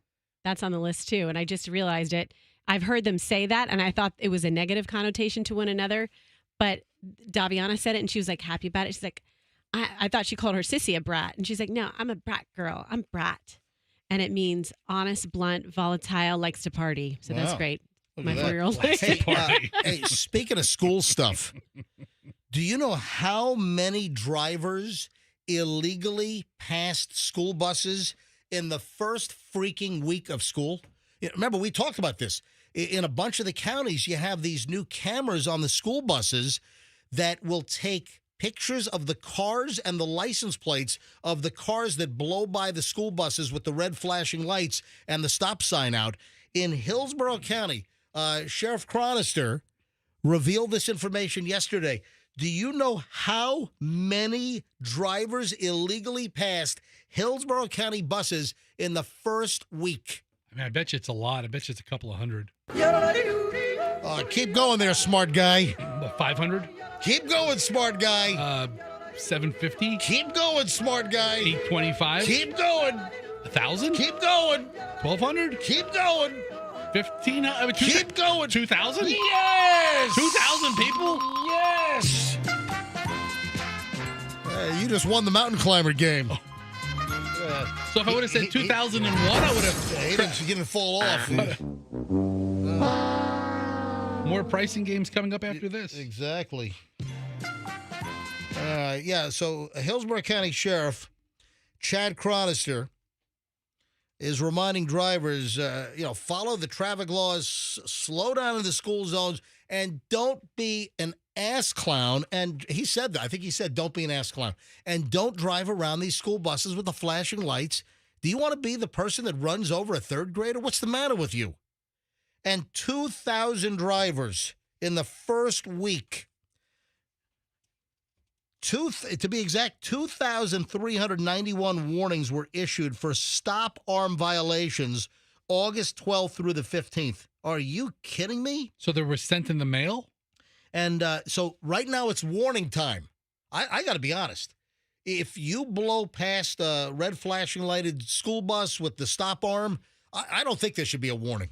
I think that your car ought to be impounded and crushed. But you know those big car crushers? Mm-hmm. If seriously. We need a mobile one. Just crush it right there in the scene. On the spot. That's what you do. All right, you might want to get out of the car, sir. We just called the crusher. The crusher's coming. You just passed a school bus. Kids are getting off. The stop arm is out. We're crushing your car right on the spot. I have a dumb question. Right on Himes.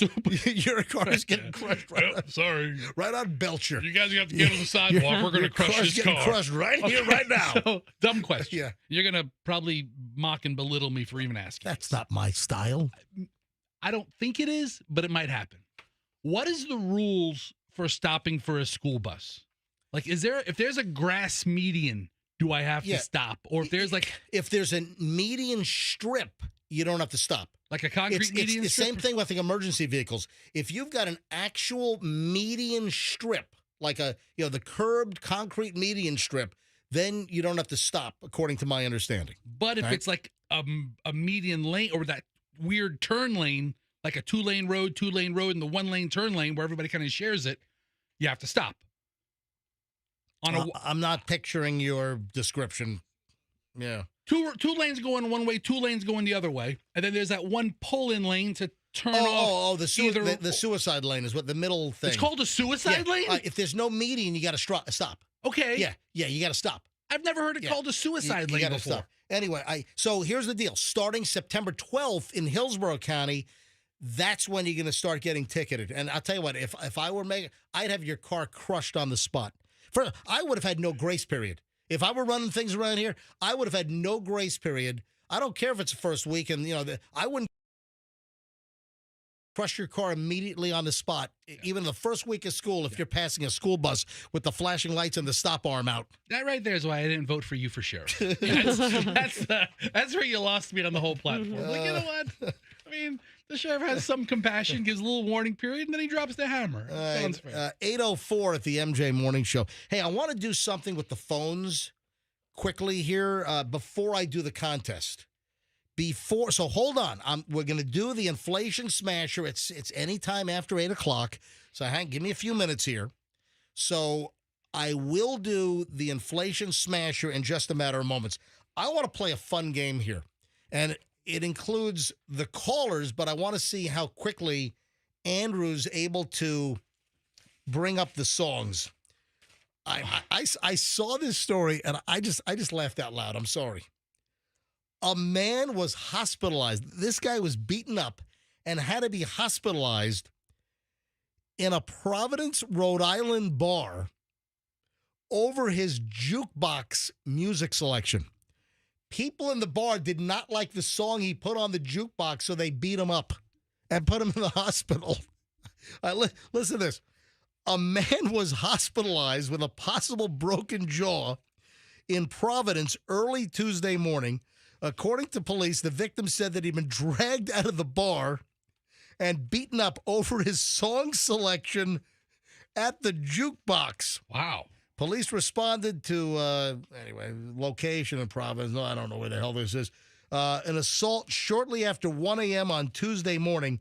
The victim, a male in his 40s, told police that he'd been at Deadbeat's bar Deadbeat. when three men started a fight with him over the song he selected on the jukebox.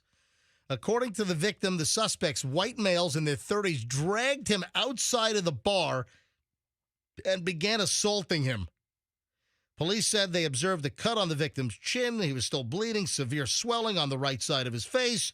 Victim was taken by rescue to Rhode Island Hospital for his injuries.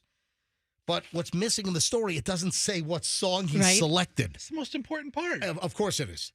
But this got me thinking. Attention, MJ Morning Show listeners. Before we play the MJ Morning Show Inflation Smasher, what song would somebody need to select where you would beat them up? So what song would somebody select on a jukebox that would be so offensive, or just you hate the song? So this is simple. I want you to call up right now and tell me what song would somebody have to select for you to then punch their lights out? What song aggravates you? What song do you hate so much that it is absolutely assault worthy? Where you drag somebody out of the bar and knock their lights out in the parking lot. Kick their ass over a jukebox? Exactly. All right. So I want to hear from you, MJ Morning Show listeners. Let's go. 800-990-1047. 800-990-1047. What song would somebody select on a jukebox that would make you want to punch their lights out? I can't wait to hear the variety. Oh my God. Every single line is ringing, but oh boy, how many are going to be for the inflation smasher? We didn't call you. I didn't call, but still, but I give out the number. They hung up. They wouldn't make it to hold. All right, so folks, don't call for the contest yet. I'm going to do the inflation smasher right after this. And then Andrew, I want to see how quickly you can bring the song up. Once the caller says what song, I want to see how quickly you can play it. All right, give Andrew a little more time because he screens the calls and Yeah. he's the guy Yeah, that looks up the song. Multitasking. Andrew's screening the calls right now. He's earning his minimum wage today. He is. Do you know he's got to keep track of his hours now? Did you know somebody said he wasn't making useful? What is it? They said something like he wasn't making good use of his time here. You tell me who that is, and I'll punch them in the face over that. I think that's where they don't realize this is a 4-hour talk show. All right, yeah, there's all kinds of headwinds in this business, man. I mean, and ass wins. Just a lot of ass wins as well in this business, man. The media business is tough right now, folks. I don't think it's ever getting better, but it's a tough go out there. All right, Sam, Susan, Jim, Chuck, Lynn, Andrew screening, and Matt. All right, Andrew, put the last one on hold so now you can concentrate on bringing up songs. Let's go to the first caller. All right, Andrew, here, everything's on hold. All the calls are screened for the first batch. Sam in Seminole. Sam, welcome to the MJ Morning Show. Hello. Sam, what song would somebody have to put on the jukebox in a bar for you to get so pissed off that you're going to punch them out? That Imagine Dragons song with the thunder. You took my answer. Oh, dude. Lightning, then the thunder, thunder, thunder, thunder. Man, you're a line stealer. I was waiting for MJ to come to me. Lightning, then the thunder, thunder. So, Yeah. Mm-hmm. Here we go. Thunder, thunder, thunder. Oh, man. Sam's gonna come down here and beat you up. Sam, that was great, Sam. Sam, that was a great first call, Sam, dude. is there any other song besides MJ's new favorite song? That's not my new favorite song. I'd like the Imagine Dragons for Today's favorite song. I'm on top of the world. Hey, I'm on top of the world. God. Hey, Okay. I'm on. I love everything from Imagine Dragons. Anything else besides Imagine Dragons you'd punch somebody over, Sam? I'm sure there is. There's a whole list of stuff I don't like. All right, Sam, that was comedy, though, buddy. Thank you, man. Have a great day. You guys too. All right, Susan in Tampa. Susan, what song does somebody select on the jukebox that you knock their lights out? Susan, you there? Susan, hello. Susan, I hear you. I think you're Susan. Are you there? Is anyone on the line? Hello, hello, hello. Tune in, Tokyo. All right, let me go to Jim. Jim in St. Pete. Hey, Jim, welcome to the MJ Morning Show. Good morning, guys. All right, Jim, what song? The Wreck of the Edmund Fitzgerald. Oh, that's an old. That's like before I was born. Oh, yeah. I love that song. Yeah, so Jukebox in 1967. Probably 67, 68. Yeah, I was just guessing. I don't know that one. I was one. That was made when Moby Dick was a minnow, man. I'm not gonna make Andrew even play that one. The Gordon Lightfoot. Oh, hang on. Andrew has Gordon Light. That's a great song. Yes, Andrew. The men who are frozen at the bottom of Lake Superior. Enough of that. Yeah, it's Lake Superior. The Edmund Fitzgerald's at the bottom of Lake Superior. Yeah, the hey, storm. Thanks, buddy. Appreciate the call. Have a good one, buddy. All right, you buddy. too. I love that All right, song. bring up my screener. All right, go back to the screen. Matt is in Wesley Chapel. Matt, what song would somebody have to put on the jukebox in a bar for you to drag them outside of the parking lot and rearrange their face? What's New Pussycat by Tom Jones? Oh. What's new, Pussycat? Yeah. Whoa. Yeah. What's new, Pussycat?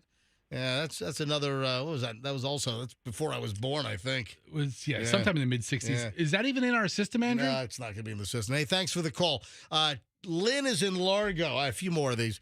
Andrew, hey, screen the calls here. Every line is when I hang up, people are calling in. Yeah, screen them up good. All right, Lynn in Largo. Hi, Lynn. Welcome to the MJ Morning Show. Well, hello. How are you? All right, Lynn, what song would somebody have to put on the jukebox in order to, you punch their face out? Tiptoe Through the Tulips by Oh. Tiny Tim. Oh, yeah, that tiptoe through the tulips. Yeah, that's a mess.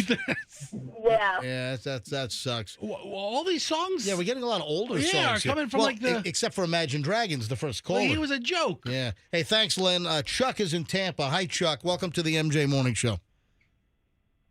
Hello. Yeah, Chuck, what song would somebody put on the jukebox where you just go ballistic on them? Anything from Spice Girls. Oh, yeah. Now That's we're talking. good. That's good. Hey, Andrew. Yeah, tell me what you want, what you really, really want, tell me what you want, what you really, really want, right? Anything from Spice Girls. I love the Spice Girls. Was that Wannabe? Wannabe was that Song? Spice Girls. So if this song here would Yo, tell you what I want, what I really, really want. So tell me what you want, what you really, really want. I'll tell you what I want, what I really, really Are you gonna come down here? Are you gonna punch my lights out? Yeah, that's bad. All right, buddy. Thanks for the call. Well, I mean, every line is ringing here. A couple more, then we're gonna move on. I got to do the contest. I got to give away the cash here with the inflation smasher. Let me grab Chris in Lakeland. Hi, Chris. You're on the MJ Morning Show. You're in a bar. Somebody puts this song on the jukebox, and you want to just rearrange their face. What is it? Afternoon Delight by the Starland Vocal Band. Oh my God! You want to hear a funny story? Ted Yoder, who lived on my street in Virginia Beach, his parents had an old Seaberg jukebox, and we were at a party at his house, and that 45 of Afternoon Delight was in the machine, and somebody kept playing it over and over and over again. Yeah, Afternoon Delight. Yeah. Yeah, this is a very, very annoying song. Listen. What a nightmare. Afternoon delight. And you know what that's about? That's about. Of course we do. That's about banging at lunchtime. Yeah, that's right. Yeah, it's like the third best banging time. Oh, what's the order? Behind morning and sleeping. Yeah, that's a good one. Thank you, buddy. All right, I'll take two more, and that's it. And then we're going to play the inflation smasher. Grant is in Clearwater. Grant, you're on the MJ Morning Show. What song on the jukebox in the bar causes you to feloniously beat somebody up? Well, you remember the kids in the hall and you squish their heads? Yeah, that was a comedy skit. Anybody that does "I'm blue, da ba dee da ba die, da da da dee da ba die, da ba dee." I know the song you're saying, What was that? The band was called Blue. Oh, hang on a second. Andrew's got it. Hang on. It's absolute crap.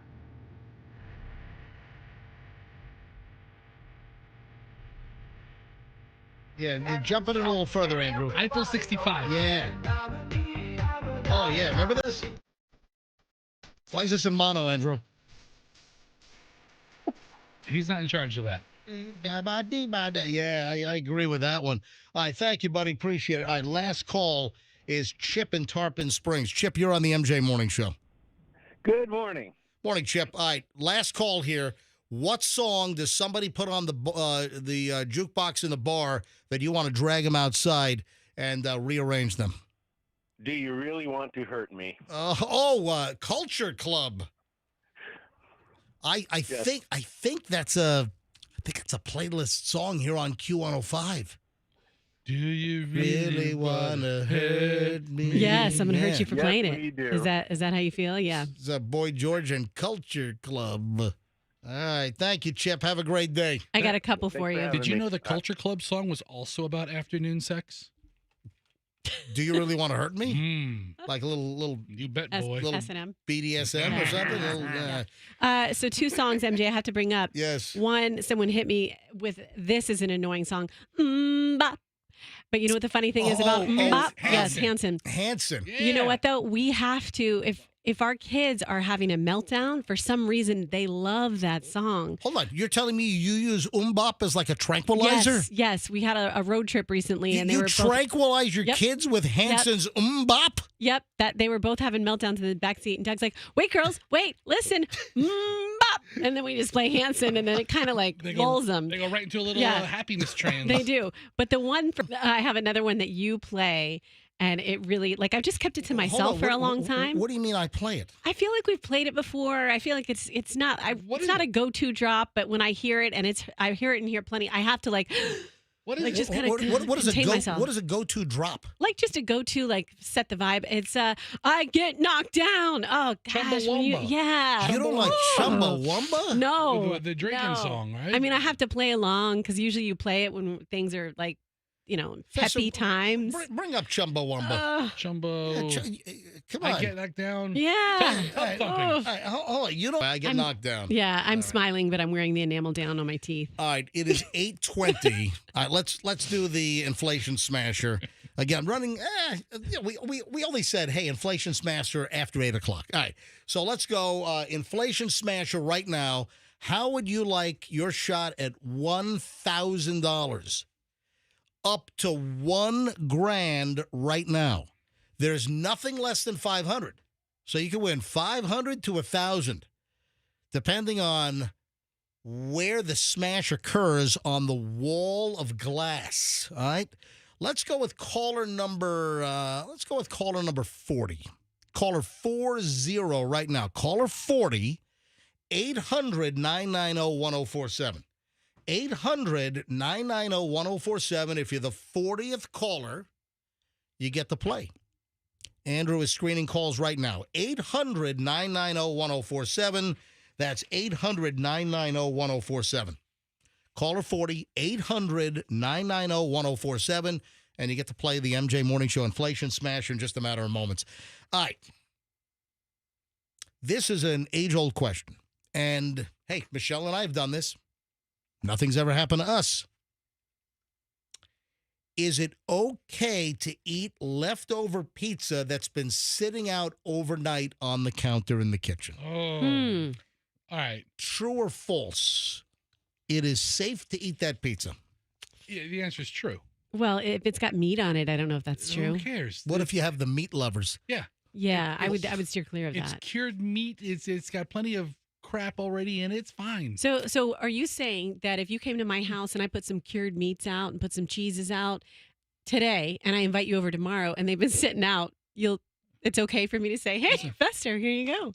Simple question. Yeah. You leave the pizza out overnight. Can you just pick up where you left off and eat it cold on the counter. Most of the time when we have leftover pizza, we put it in the fridge. Usually. But there are many times over the years where we've just forgotten and the pizza has sat in the box, on the countertop, on the bar in the kitchen. And, hey, I'm up and around. Hey, it's 8:30 in the morning. I hobble downstairs and, oh, man, look at that. Open the box and go. Exactly. Maybe go to the microwave just to, warm it up a little bit. Fire up the Munchin' Magic right there in the kitchen. I'm telling you right now, I have never gotten sick. I have eaten plenty of pizza that has been left out in the kitchen, and I have never gotten sick. However, my words are making Brian Labus cringe. Who the hell is Brian Labus? I'll tell you right now, Brian Labus is an infectious disease epidemiologist and assistant professor at the University of Nevada, Las Vegas. And he says, unfortunately, it's just not true that you can safely eat leftover pizza. It carries the same risks as any other food. It needs to be handled safely, essentially because leftover pizza left out in the kitchen on the counter has taken on this legendary, mythical status that, there's no way that's going to make you sick. Listen, theoretically, I guess it can have bacterial growth and whatever, but I'm telling you right now, I have eaten dozens and dozens and dozens of slices of pizza that were on the counter from 7 p.m. until 7 in the morning. You know what? I got to be honest. Yeah, lay it on us. We had some pizza recently in the last like 2 weeks. Where was it? Was it a Colony Grill pizza or was it Nona's? Oh, it was Nona's. Yeah, we had a couple of slices of leftover Old World Margarita. Phenomenal pizza. That's their award winner at Nona Slice House in Safety Harbor. So we had a couple of slices left over of the Old World Margarita, and Michelle and I think we were eating those like 18 hours later. Nothing happened. Nothing happened at all. Now, should we put them in the fridge? Yes. Do we usually? Yes. But even in the last couple of weeks, Michelle and I ate slices, and nothing happened. But Mr. Party Poopin' assistant professor at UNLV, is saying, "Oh no, it's anyway." So what a nerd this guy is. I'm telling you. You're telling a bunch of college students that pizza on the counter is not. Let me grab caller 40. Hi, good morning. Who's this? Hello. Hello, this is Josh. Josh, welcome to the MJ Morning Show, Josh. Thank you. Josh, you're caller 40. Wow. Josh, let's go. You sound excited. I'm currently sitting in a crap ton of traffic on 75, so this will make it better. Oh, man, I'm sorry to hear that. So are you going north or south? This is southbound. Where are you headed? What part of town? I am heading towards Ulmerton. Geez, you got an hour to go. You're on 75. You're nowhere near where you need Josh, to be. what kind of work do you do? I work at a car auction over there. Gotcha. All right, man. Well, listen, let's see if we can make you. Well, listen, any way you slice it, your day's getting better because you're winning money here. It's just a matter of how much. It's just a matter of how much money you're going to win. So, Josh, you got in. You're caller 40. Josh in traffic on I-75. Josh, you know how to play, right? I do. All right, so we're going to fire up the machine here, and then you're going to hear this thing like, spitting and whirling and making all kinds of noises.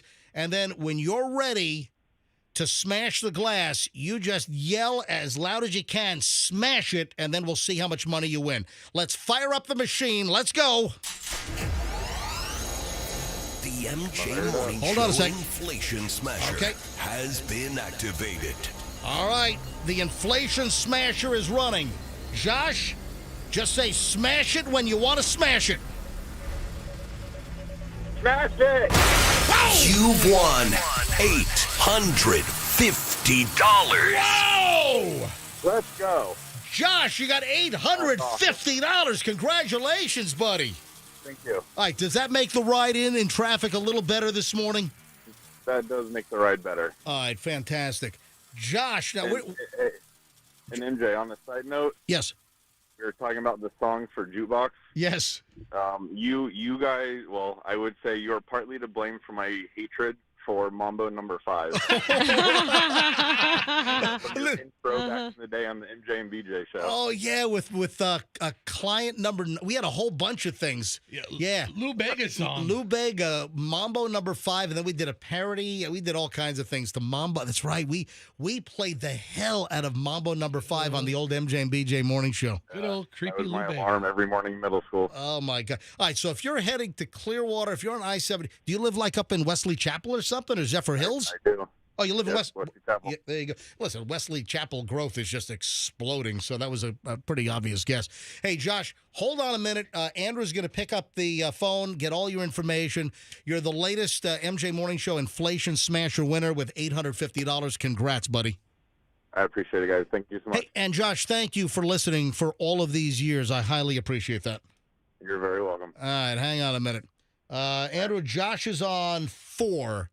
All right, there we go. $850 winner. The next chance to play will be with Gino in the afternoon after 3 o'clock right here on Q105 104.7 FM. Roxanne, you look like you're champing over there, champing at the bit. Yeah, honestly, I was. You know what? That line, I get knocked down just popped into my head, and I chomped my teeth because it bothered me. Have you ground your teeth down? I went to the dentist yesterday. They're actually looking pretty good. Gotcha. Remember I told you I had TMJ for about a month? Yeah. Right. Oh, that's right. I think it went away. Yeah. I've got a question. I want to read you a story here. And again, this is just, this is aggravating. The facts that I know of the story, this just makes me angry. But there's more that is angering me here, and I want you to see if you can figure it out. This is from Channel 8. This is from WFLA Channel 8. This is News Channel 8 on your side. Channel 8 website. Headline, 5-year-old found in hot car while mom shops at Walmart. That's awful. So what kind of a mother would leave a 5-year-old kid in a hot car in a Walmart parking lot? Terrible one? Yeah, exactly. Okay. All right. Let me read the story from Channel 8. This is from their website. I printed this out last night. Tampa, Florida. Dateline, WFLA. A 5-year-old boy was rescued from a hot car amid a heat advisory while police said his mom shopped at Walmart for 20 minutes, according to an arrest report. Authorities said Good Samaritans came to the child's rescue on Monday after the 62-year-old Louise Jacques Martin left her son in the vehicle just before 3 p.m. with the engine off and the windows rolled up. The arrest report also revealed the boy appeared to be scared and distraught and was frantically knocking on the glass window to get the attention of customers passing by. A Walmart employee was notified and instructed the child. A Walmart employee was notified and instructed the child on how to unlock the door so that he could get out. Once he was taken inside the store, he immediately ran up to his mother, who was walking by the customer service section. Martine was arrested for child neglect without great bodily harm. She appeared in the bond court on Tuesday, where a judge set her bond at $3,500. What's missing from the story from Channel 8's website? The location of the Walmart? Yeah. It doesn't say what city. It doesn't say what road. It doesn't say what mall. I mean, what is going on with journalism? I think you've done 2 stories where they've missed their wares. Yeah, What county they were arrested in? But Channel 8 is doing this repeatedly. Why is News Channel 8? Why are the simplest of facts? What city? What Walmart? What road? Where was this? Hello? Anywhere you want it to be. Oh, my God. Just imagine. It could have happened anywhere. Just come on. I need some quality control in journalism here, folks. Where would you have liked for it to have happened? Oh, I would have to say the Third World Walmart at 275 in Dale Mabry. So I see another story. Yes. Well, this is the AI-generated story. Okay. WFLA. Right. And it says a Florida mom, and then it goes on to say Hollywood Police Department. Right. So that would let me think Hollywood, Florida. Yeah. Which is... Yeah. But it's not in the write-up that you have. It's not in the write-up I have. Exactly. So I don't know what's going on. I just need a little bit of quality control going on. We all know about porch pirates, right? Yes. Yeah. One of the many pirates that I am very weary of. Porch pirates have, stolen, countless things off people's porches, ripping off Amazon deliveries, ripping off FedEx, UPS, whatever. You even have these mongrels that will follow the delivery trucks through the neighborhood. Hang back, wait till the driver pops out of the house, whole armful of packages left at the front porch. And then you have these porch pirates, they'll just, rip this crap off. Listen to a famous individual. This is a famous individual that got ripped off. Famous how? Like top tier famous? This is everybody knows this person famous? Yes. This is an NBA star that I think everybody knows this person's name. NBA star. I think there's only like 2 players in the NBA that everybody knows their names. This is a former, and this is not current. Okay. This is former NBA star. That everybody knows. All-star. This is a former NBA All-Star who had a very significant package ripped off. And listen, I'm clearly blaming the Porch Pirates first. However, I can't let this former NBA player and All-Star get away scot-free. I can't put him in the clear here. Sometimes, I think I know who it is if he's in this room with us. Shaq. No, it's not. That's a good guess, Roxanne. Nobody got anything off my porch. Ladies and gentlemen, Shaq. So nice to be able to talk to him whenever we want to. Only person who gets anything is Papa John's when he drops off a shakaroni pizza. Big shakaroni. All right, here's who it is. $1 from every shakaroni pizza is donated to good causes. All right, a porch pirate ripped off packages from former NBA All-Star Larry Bird. You're getting warmer. Oh, how am I getting warmer? Am I getting warmer because it's the white guy, or am I getting warmer because he played for Boston? It's not a white guy. It's a black guy. Okay. How am I getting warmer? But also newer. More recent. Retired, but more recent than Larry Bird. Okay, Larry Bird retired like 25 years ago. So more recent than. How much more clear do I have to be? More clear than Larry Bird. Allen Iverson. You are getting. You're in the zone now. Now you're Dwight Howard. Nope. Nope. It can't be like a Michael Jordan or anything like that. Think of a coin. Pete Nichols. No. Who? Jake Dime. No. Come on. Penny Hardaway. Yes. Oh, there we go. There we go. Yes. Oh, he did play for the Magic. I literally just thought how to say that. I didn't know it. You said think of a coin. Like what? His real name is. I always think of him as Anthony. But everyone knows Penny Hardaway. Yeah, Penny Hardaway. Yeah. Penny Hardaway, NBA superstar. Mm-hmm. All right. Listen to this. Penny Hardaway. Penny Hardaway. He's second tier. He's come not. on. He was an all-star. Okay. All right, listen. Okay, he's not LeBron James. Yeah. So listen to this porch pirate story. He lives in Memphis, Tennessee. 26 pairs of exclusive one-of-a-kind sneakers were delivered to his front porch, dropped off, and somebody ripped them off. Oh, my God. Gone. Gone. So Penny Hardaway has been porch pirated, according to the Memphis police, responded to a report of theft at Hardaway's $4.25 million mansion. What, does he live in Graceland? Oh, my God. August 8th, security camera footage showed the tattooed thief wearing a black wife beater and sunglasses pushing a shopping cart down the street with boxes piled over his head. So the porch pirate ripped off 26 boxes of one-of-a-kind shoes, sneakers from Penny Hardaway's house. Hey, take a look. I'm going to hold this up to MJTV. All right, look at this. Look at this. I'm holding the image up to MJTV right now. And it's a surveillance shot from the neighborhood where the guy has a shopping cart with 3 massive boxes stacked on top of the shopping cart above his head as he pushes it down the road. So they're looking for this guy. The suspect was caught on camera. An angry Hardaway said the brazen thief made off with some pretty lucrative loot. Among the packages were one-of-a-kind foam-posite sneakers and a family and friend exclusive that cannot be bought in stores by the general public.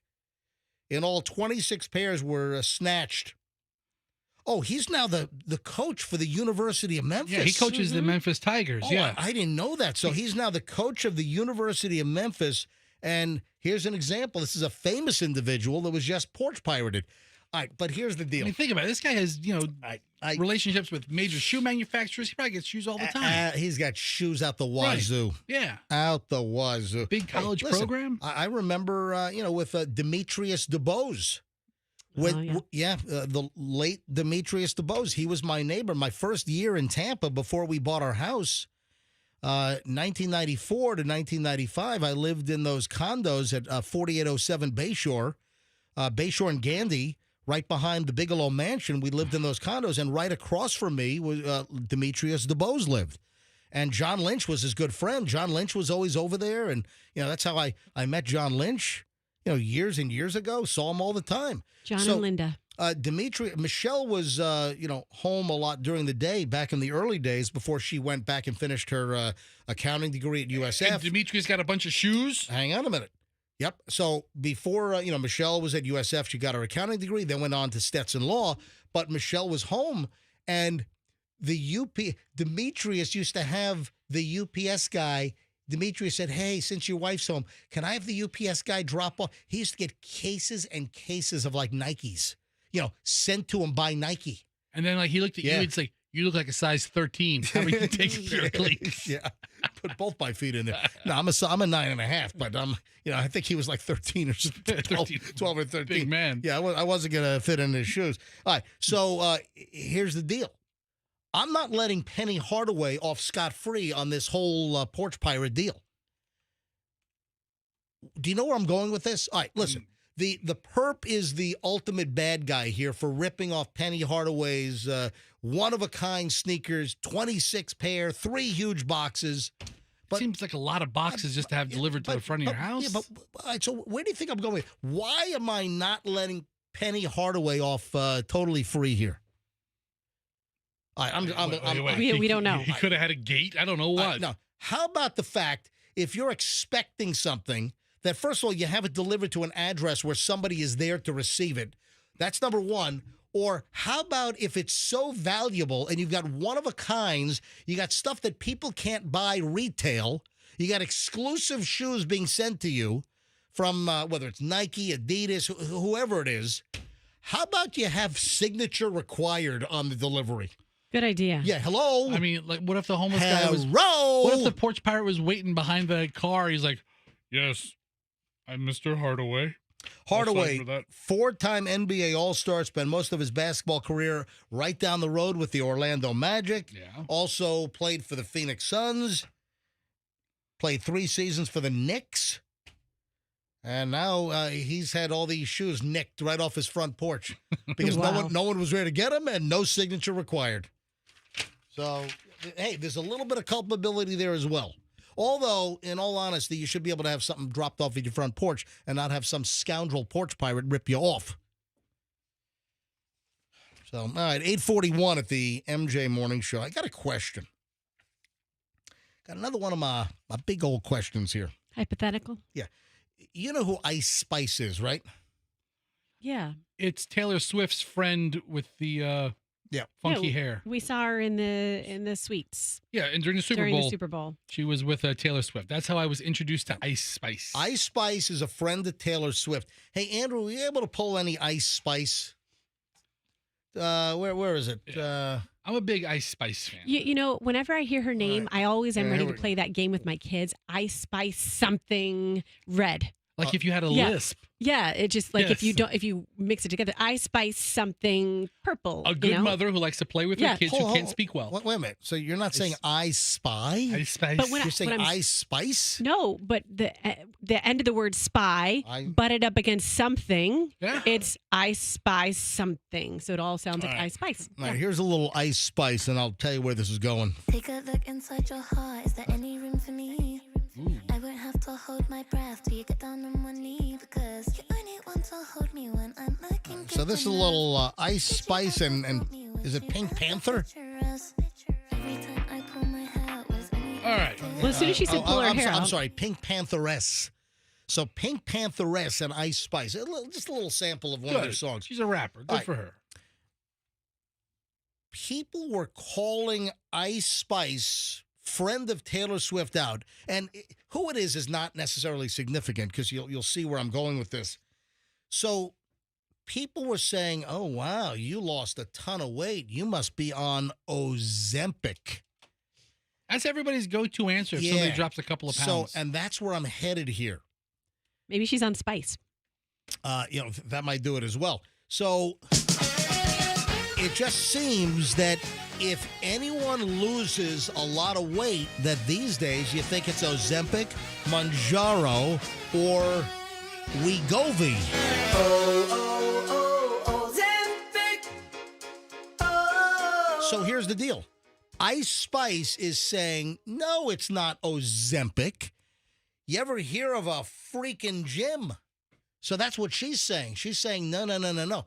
But also, you got to ask the question, how many people are saying it's working out, it's exercise, but they're really,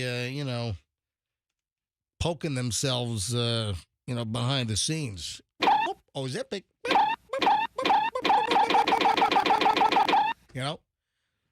Ice Spice is like 24 years old. Yeah. But isn't that a little bit out of the Ozempic demographic? Well, listen, if you're overweight and if you're trying to lose weight. But she's not a large person. I don't think so. If she loses 8 pounds, her body looks completely different. Ice Spice is shutting down rumors surrounding how she achieved her recent weight loss. If she loses 40 pounds in a month, I'm like, hey, you're on Ozempic. But, I don't know about this. Back on August 19th, a couple of days back, she hosted a chat on X where she discussed accusations claiming she's been taking Ozempic, the FDA-approved prescription medication for people with type 2 diabetes, but also Ozempic is helping people shed a whole lot of pounds. It's one of the hot brands of semaglutides that are helping people lose a lot of weight. Again, Ozempic, Wegovy, and Mounjaro. Anytime people say what you just said, MJ, she hosted a chat on X. Yep. I always forget that X is Twitter, whatever, and I just picture that she hosted a chat and she was taking ecstasy, and that she was just like she could have been on rolling. X while she was on X. But wait, there's more. So she hosts this little chat on social media on the former Twitter platform, and she said, I wish y'all never learned the word Ozempic. That's one thing I wish. Oh, my God, like, what even is Ozempic? What the F is that? Genuinely, what is it? Okay. Then she says, like you lazy-ass bitches never heard of a gym. It's called the gym. It's called eating healthy. It's called being on tour. Like, what the hell? Maybe if I was sitting home all day, it would be easier to stay big. So she's trying to shut down the rumors. And, how many people have you seen lose weight recently? And you're like, oh, it's got to be Ozempic. It's got to be, Mounjaro or Wegovy or one of the, I want to go to phones on this. I don't know what we're going to drum up. But in the vein of what we're discussing, for those that are listening right now, have you had a coworker, a friend, a relative lose weight and maybe deny the fact that they were on one of the weight loss drugs? Have they said, oh, no, I'm working out, I'm watching what I eat? Or do you know somebody that's on the drug but saying that there are all different kind of combos on this? But you see what I'm doing? I want to go to phones and ask the question, do you suspect that someone a coworker, a friend, a relative, that it's not exercise, it's not they're watching what they eat, that they're on one of these new miracle semaglutides? Or if you have any other story, is there another angle that I haven't brought up that you'd like to bring up? Because I don't know if everyone wants people to know. In fact, I know this. Not everyone wants everyone to know that they're losing their weight by taking one of these miracle drugs these A1C, these essentially diabetes medications that are having amazing results for weight loss. All right, let me give out the number here. Please, because I'm dying to know how these phones are going to work out. I would love to take some. Look, the phones are ringing. I haven't even given out the phone yet. Yeah, this is Herb. My boss takes Ozempic. Yes, he dropped like 15 pounds. He looks a lot healthier. Found his needles. 800. Okay. What's going? What are we doing with these calls? 800-990-1047. That's how you get in. 800-990-1047. Have you had someone you know with significant recent weight loss and they're denying that they're on Ozempic or the other drugs? Or is there some other angle that you want to discuss? Okay. I think it's interesting. You don't think it's interesting? I think it's fascinating. I'm not sure what your angle is on this. Because Ice Spice was being accused of taking Ozempic She's because of her 24. I completely believe she's never heard of Ozempic. All right, Sandra is in Tampa. Hi, every line is lit up here. Every single line, Fester. Okay, let's see how it goes. All right, that's fine. Hi, Sandra. Welcome to the MJ Morning Show in Tampa. Hi. Good morning, guys. I just wanted to say that I don't see what the problem is. I don't see why there's such a stigma on it when if you're obese and you're heavy and you can't lose weight and there's everything you've done the gym, you've done the diet, you've done the eating healthy. And what is the problem? Listen, in my book, there's none. For Sandra, for me, and my opinion, there is no problem if you've tried everything. And we have this miracle semaglutide and Ozempic, Wegovy, Mounjaro. There is no issue whatsoever. So, Sandra, how much weight have you lost? I lost about 60 pounds. Holy schnit, that's amazing. Yeah. And which one, Sandra, which one are you on? I was on one called liraglutide. It's not a weekly or a monthly. It's a daily shot, but it's still the same glutide GLP-1, drug. Right. One of the first ones that came out for weight loss. It's called Saxenda. Are you still on it? Oh yeah, because when I go off it, I start to get because it works. It doesn't work so much on your it works on your cravings. It works in your brain. Yeah. It affects the yearning for something. You go buy Popeyes and you're like, man, I want some Popeyes. You remember the feeling of what it feels like to eat that. Yeah. And you're like, your brain chemicals go off, and you're like, I gotta have some Popeyes. But then you don't. It kills. I'll tell you, I gotta be honest. You're making me hungry for some spicy Popeyes right now. Yeah, no kidding. I could go home and have just a sandwich, and I'll be fine. So I like me some Popeyes. Yeah, I love that chicken. Yeah. Sandra, listen, I'm very proud of you, and keep at it, okay? Thank you, love. Have a good day. Thank guys. you, Sandra. Bye-bye. You too. All right, Fester. Every line's jammed. Yeah, let's see how this goes. It's people who are taking it. Yeah, right. I'm on it. You're looking for people who are outing it or who are denying it. I got to ask you, MJ, along the lines of what Fester just talked about. Yeah. I know people who take it, and it's a struggle. Like, it's hard to be on. There are bad side effects. So, in addition to, we don't want to, I know you're not doing this, but we don't want to shame people. Hey, I caught you on it. Yeah, it's a struggle just to be on it because there are bad side effects. You almost set it up like a gotcha. Who do you know that's denying it? And that's not what any of these calls are. Well, listen, I told you I would take calls on all angles. Hi, Rach. Hello. All right, Rachel, what's your story? Well, I did it over a year ago. I was 175 pounds, and I lost about 45 pounds. I was going to the gym and eating healthy. So you're down to 130? Yeah, about 135 right now. That's great. I'm doing a maintenance shot every so often, so I put on just a few more because I lost more than what I actually wanted to lose. So. Wow. And Rachel, which one were you on? Semaglutide. Were you on one of the just the generic semaglutide? Yes. Gotcha. Thank you, Rachel. Thanks for calling in. Let me grab Dawn in St. Pete. Dawn, you're on the MJ Morning Show. Hi.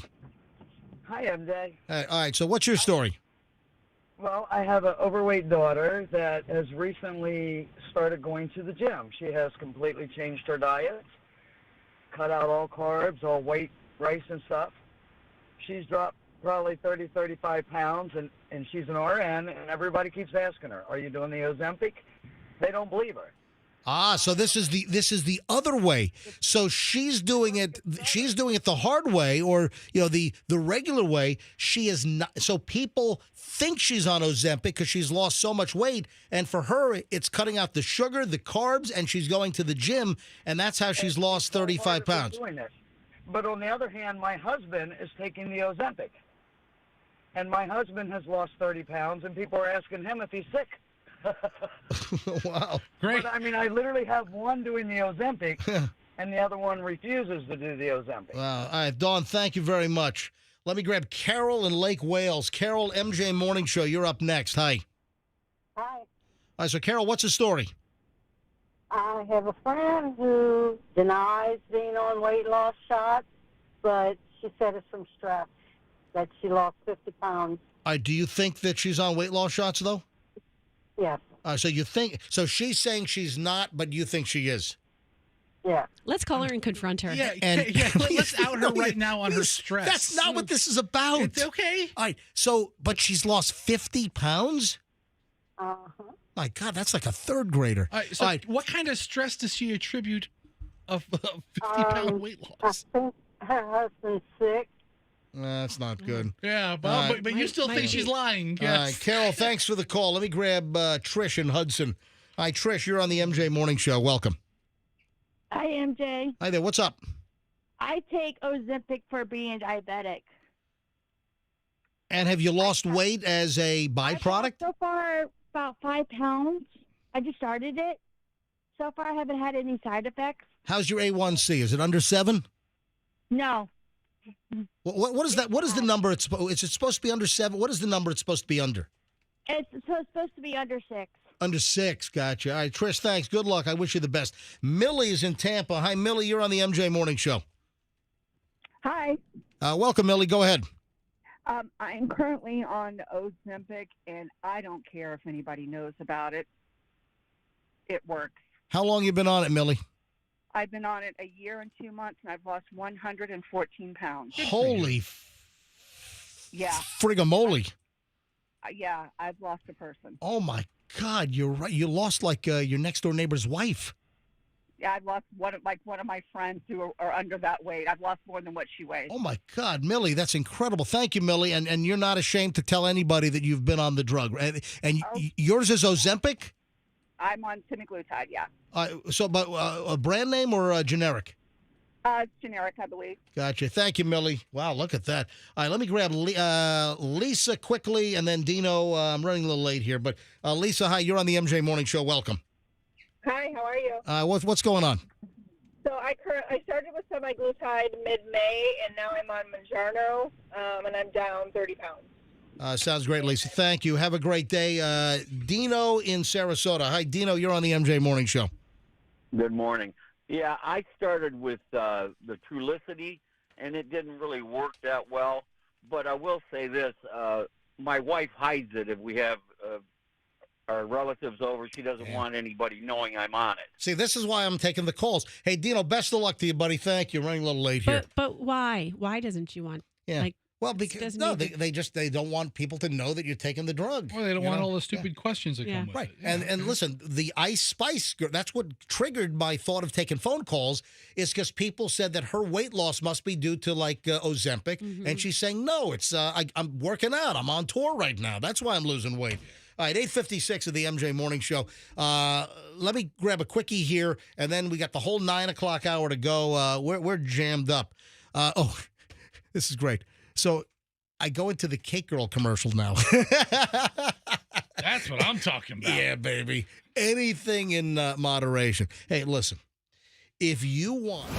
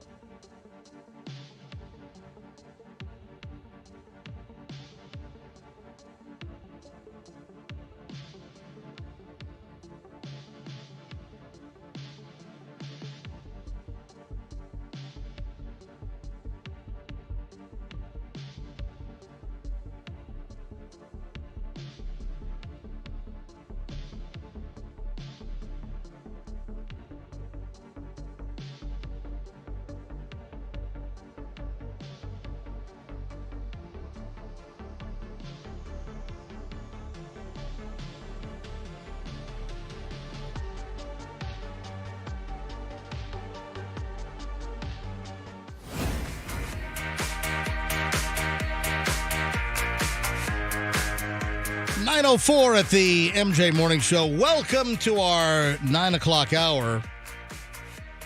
What is the difference between an adult cheeseburger at Applebee's and the kids' cheeseburger at Applebee's? That's a good question because some places there's not a world of difference. Well, that's the item I have here. I have an item where customer says they were shocked after ordering both cheeseburgers. They ordered an adult cheeseburger at Applebee's, ordered the kids' cheeseburger at Applebee's, I guess for the kidlet, and apparently it was the same damn cheeseburger. You know, just one was $6, one was not. I think the same thing happens at Culver's. When we ordered the kids' meal, the kids' cheeseburger, it looks like a regular single cheeseburger. Really? Big. Yeah. I'm like, hold on a second. What's the difference between this and the adult combo? Yeah, I have a couple places like that in my neighborhood where the kids' meals are a nice quantity. Right. And they don't know how many kids you have, Well, you know? They're saying, though, You get it to go? in this particular item, they're saying that ordering off the kids' menu at Applebee's, that the burger's the same. You know, in some places, yeah, it's a smaller portion, lower price, obviously. Many times there's an age restriction that you have to be, you know, under the age of 12 and under 12 sometimes. or 10 or, you know, whatever it is. I've seen that many times on menus.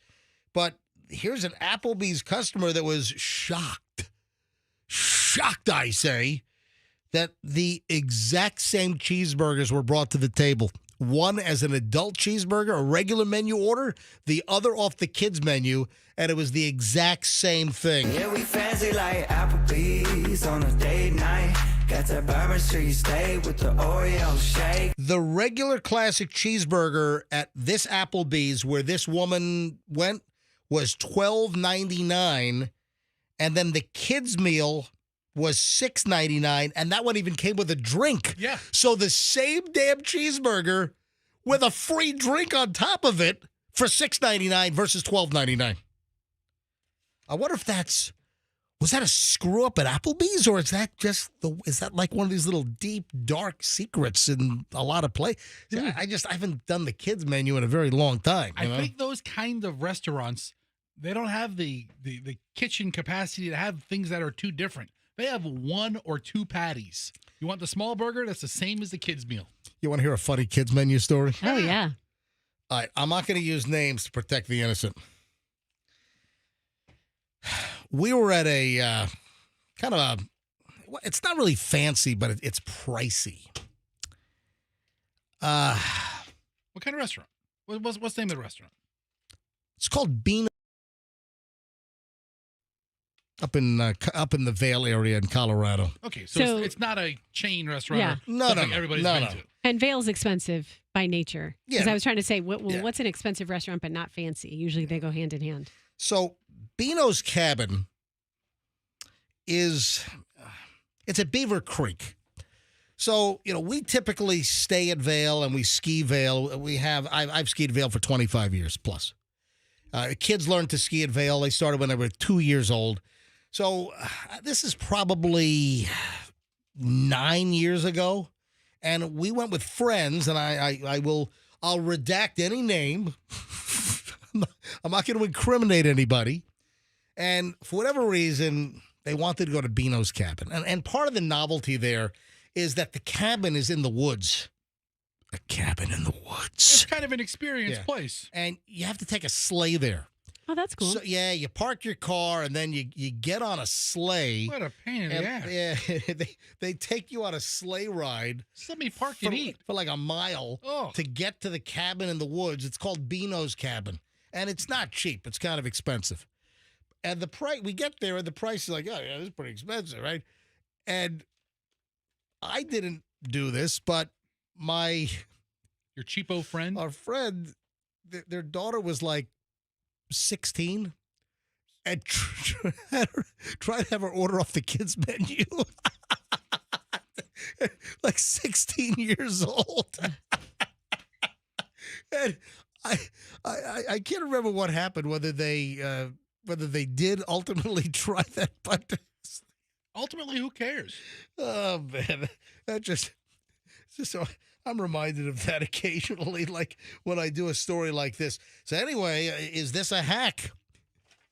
I don't know if they allow you to order the kids menu cheeseburger at Applebee's if you're 39 years old or you're 52. Listen, ages on kids meals are ridiculous in the first place. Right. If you're going to offer the meal, you offer it to everybody. Well, again, I'm just amazed that the cheeseburger was exactly the same for like half the price. So we go out to eat with a free drink.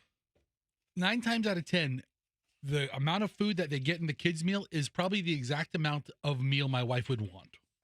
You get a burger, you get a couple of fries, you get a drink, that's it. Speaking of food, another one of these stories. Toddlers served wine instead of apple juice at a California restaurant. How often are these? And guess what we're gonna play? We're gonna play Guess the Toddler's blood alcohol content. Oh my God. We've had these stories, maybe once a year we see one of these where a mistake is made. The drinks are made at the bar. The bartender was supposed to do a virgin daiquiri for the kid, and sorry, the rum made it in. The kid does it. How dumb is this kid to not know the difference instantly between apple juice and Chardonnay? Listen, the kid's 2-3 years old. Listen. California restaurant accidentally served a toddler wine instead of apple juice. Kid was sent to the hospital with a dangerously high blood alcohol level. Really? Yep. Naomi Valencia and her partner were dining with their 2-year-old daughter at the Fujiyama Japanese restaurant in Salinas, California. I'm guessing Fujiyama Japanese. Is that going to be a sushi bar? Is that going to be the hibachi, the flipping the shrimp tail in the pocket and the whole 9 yards? It's actually a Mexican place. Yeah. So they're at Fujiyama. Hey, bring up Fujiyama. Let me see what kind of Google rating they have. Fujiyama, what city? Fujiyama Japanese restaurant in Salinas, California. Folks, that's where a lot of our lettuce comes from. You know, if you go to the grocery store right now and you buy, what was that? I tried to hold my nose for a sneeze, but it came out my mouth. That hurt. Oh my God. Oh well, sorry guys. Oh yeah, look, Fujiyama sushi. They've got a 4.3 on Google right now. Great place to take your children to get them drunk. To get them ass blasted drunk. So it happened Saturday night. The parents noticed that the girl suddenly got wobbly. That's what it says. No. The story says the parents noticed the girl suddenly got wobbly. She was swaying. She was falling over. She was leaning on the wall. She couldn't hold her head up because she was drunk. She was slurring her words. Did they give her a little baby breathalyzer? Can I ask a question? How do you really know if a 2-year-old is slurring their words? Yeah. I don't know. So the mother peeks inside the little girl's juice cup, which was served with a lid, gave it a sniff, and then quickly determined, that's not apple juice, that's alcohol. Dun, dun, dun. Yeah, I have that sound. Yeah, oh my God. Yeah, they rushed the tot to the emergency room. Guess the blood alcohol level of the 2-year-old. I'm scared to find this out. Roxanne's starting this one. A sippy cup, what you thought was apple juice turns out to be alcohol. Well, I'm going to start low. I'm going to say the toddler was impaired to drive, so 0.08. Nope. And I didn't bust. You haven't gone over yet. How much alcohol is in a cup of wine, like for an adult? If you drink one, what does it register? A typical pour is about 6 ounces. Okay. But so you might not get to that 0.08, but a toddler is, however much smaller than an adult. 1.2? No, it would. That's his guess. 0.12. 2.12? 1.2. The kid would be dead. The kid would be embalmed. So the kid survived. So 0.12? That you're right. That's right on the money. Oh, is it yes, really? Yeah. Okay. Yep.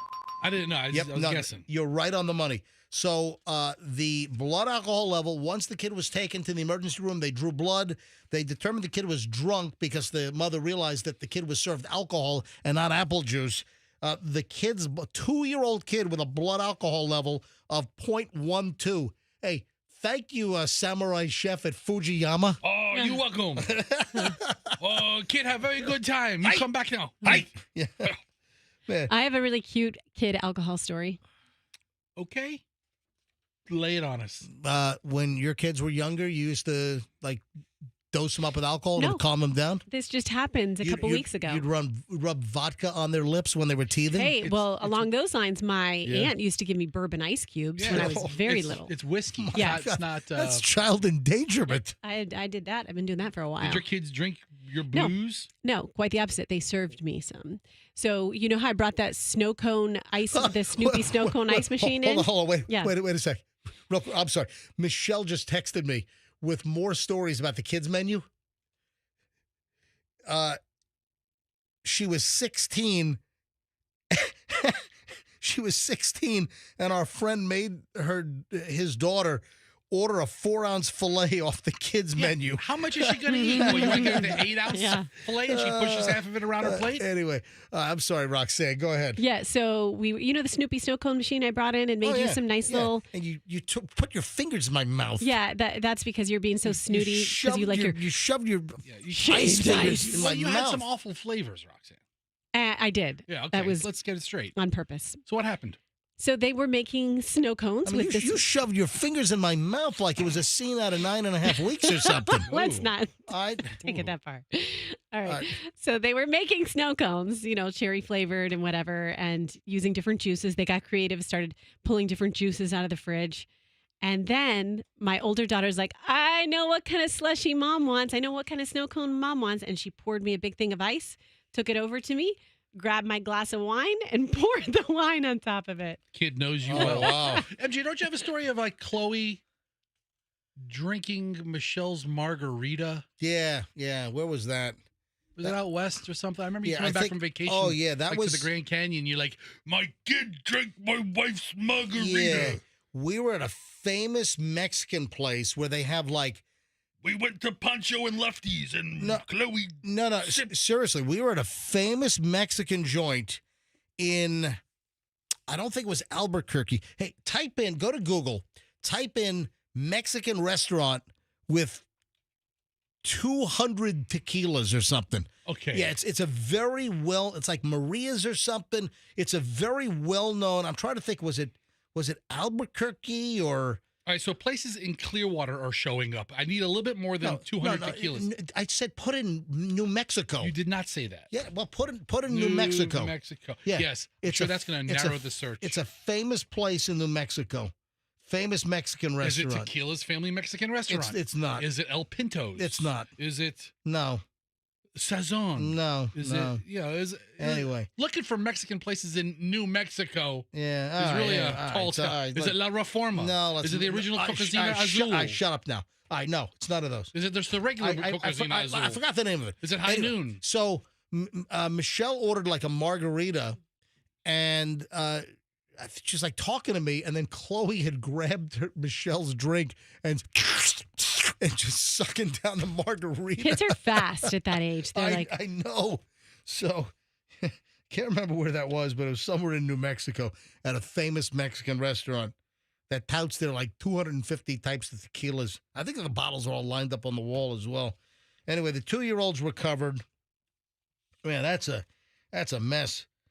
She demanded that Fujiyama be more diligent about labeling and storing food and beverages. The manager at the eatery said that a server had inadvertently given the child house-made cooking wine that was mislabeled apple juice. So it was cooking wine. It wasn't even good wine. It wasn't like a high quality Chardonnay or something. Anyway, that's a mess. All right, 9:18 at the MJ Morning Show. Mentioned that a couple of Costco stories, right? Yeah. All right. Got those coming up in just a bit. I need a little more time. I'm going to do hang on a sec. Michelle's calling. Hang on a minute. Oh, it was Maria's. Okay. It was. Yeah. So Michelle just texted me Santa Fe. So it's Santa Fe.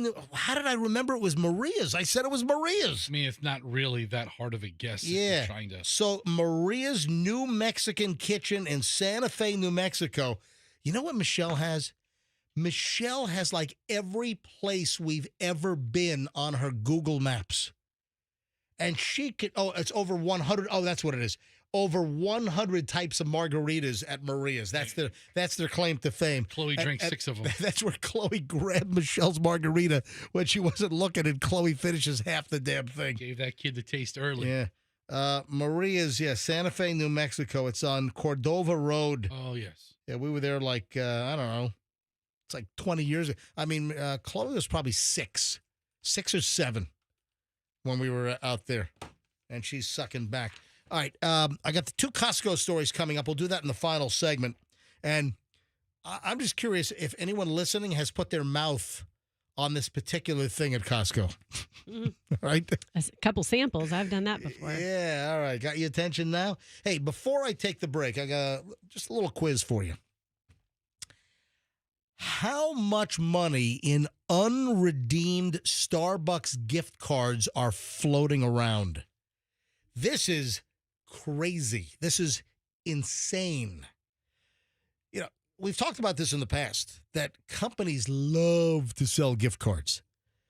Target, Walmart, Macy's, whatever. You name it, restaurant, any business that sells gift cards, they love to sell gift cards because they get the cash right then and there. And there is a decent percentage of gift cards that are never redeemed. And that is just straight cash to the bottom line. I saw a piece from Market Watch. Do you know how much money in unredeemed Starbucks gift cards are out there right now? I don't even know how to guess. I mean, I have no idea. Then the first number that comes to mind is a ridiculously high number. Like, I bet you it's like $500 million. Oh, that's too high. Oh, you think so, Smarty Pants? Yeah, $500 million. It is more than $500 million. What? Yeah, that's why I'm doing the story. I mean, think about think of the revenue of Starbucks, and they've been selling gift cards for, 30 years. Keep going, Roxanne. It's more than $500 million. Of unclaimed gift card. Next, go. Hey, give a guess, Rox. 600 million? Keep going. I can't even count that high. Keep going. Is it $1 billion? Is it $1 billion? Hey, keep going. What? Keep going. $1 billion too. Now, oh my God, no. Oh, son of a. There's over $1 billion in unclaimed Starbucks money. You just missed it. You said $1.2 billion, which would be $1.2 billion. The actual answer is Starbucks has $1.77 billion. You just missed it. Starbucks has $1.77 billion. I mean, I'm sorry. I got it right. Oh no, you did. I was under by half a million. I'm sorry. I thought it was 1.1. My bad. I was under by half a. How could you make a $500 million mistake? You get the car. You get the car. All right. You get the car. What kind of car? No. In my head, I thought it was 1.17. It's a very small car. Yeah. I thought you were. No. I thought you were just a tad over. So there's almost $2 billion in Starbucks unused money. My bad. Starbucks has $1.77 billion in unredeemed gift cards. So it's nearly $2 billion. Well, I'm glad you don't do the books around here making $500,000 mistakes. I just made a $600 million mistake. That'll come out in the wash. Anyway, is that enormous? I mean, you're shocked that it was more than $500 million, Roxanne. Yeah, I'm shocked. $1.77 billion, almost $2 billion. My wife asked me to stop getting her gift cards for little things. Oh man, because they end. She cleaned out a drawer, and I'm like, "What'd you find in the drawer?" She's like, "A ton of gift cards that we never even knew we had." Yeah. When we get back. We have also an update on Matthew Perry. We also have an update on Ben Affleck and J-Lo. So 2 celebrity items at least coming up. I've got the Costco story, and I want to know if you put your mouth on this at Costco, and, well, if anything came to mind when you put your mouth on it. That and more next on the MJ Morning Show here on Q105.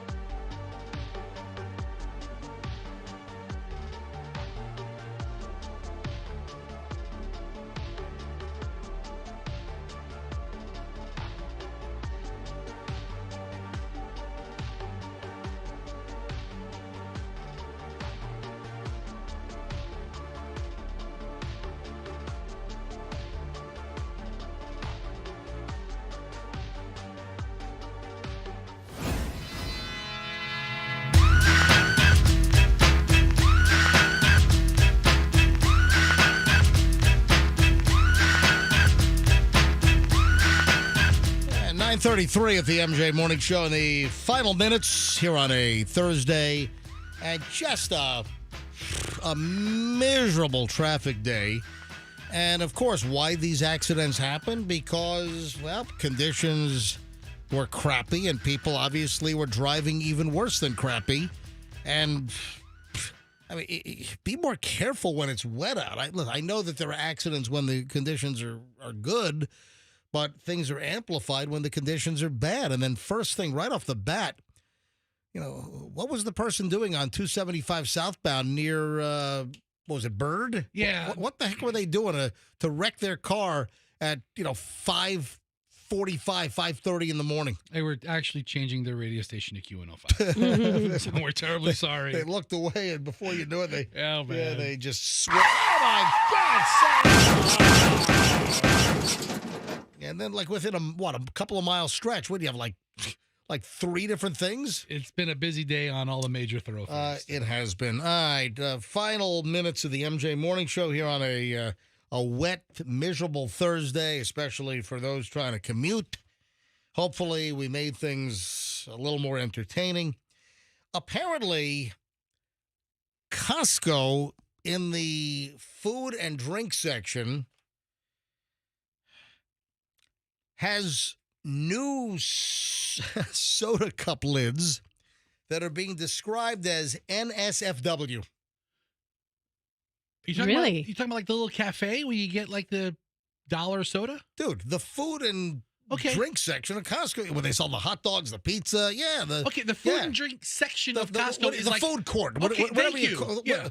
Half the store is the food and drink section. The food court. Okay, where you get the hot dog. Okay, I get you now. Food Okay. court. I'm sorry. All right. So, I shop Costco, and I used to shop Sam's when we had one in South Tampa.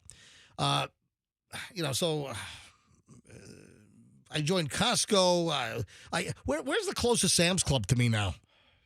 St. Pete, Clearwater. You think so? The Clearwater store. The north was one way north Del Mabry from you, up in just south of Lutz. All right, so I don't really fancy or favor. I don't utilize the food courts at these warehouse clubs, but hey, that's some of the best hot dogs you'll have. A lot of people love them. Yeah. All right. I'm just not in eating mode. I don't even really eat the samples either. But apparently at Costco, I don't know if this is all locations. I think they tend to standardize things, right, across every. But apparently there's a new drink lid at Costco that, well, Roxanne here, look at this picture. Let me hold this up to MJTV first. So it's got a pull-up tab. And take a look at this thing, and apparently people are saying that they feel like they're putting their mouth on a... Oh, the way the tab is shaped. Let me see this tab. All right, that's a phallic tab. Oh, man. Yeah. People are saying that the new Costco drink lid for the cups at the food court, it looks like a... I mean, it looks like junk. It looks like a wang. Yeah, it looks like... Looks like the whole thing. I mean, it's the bits and the pieces. Yeah. I mean, it's the whole thing, MJ. Yeah. Yeah, I got a really nice phallic-shaped bottle of olive oil and a bottle of limoncello. I got one of each in Italy. The Italians love wiener humor. They love it. Huh? Yeah. We love it over here, too, Yeah. Apparently, this image has been uploaded to Reddit. This was a Reddit thread just a couple of days ago on August 19th. What is this? This is the 22nd. And the Reddit poster was asking viewers how Costco expects customers to be fine with this. And the photo shows a beverage in the cup with a clear lid, but the lid has a new peel back feature, and it's shaped like a wang. I mean, look at it. It's all wanged up good. So it's the kind of lid where you don't need a straw.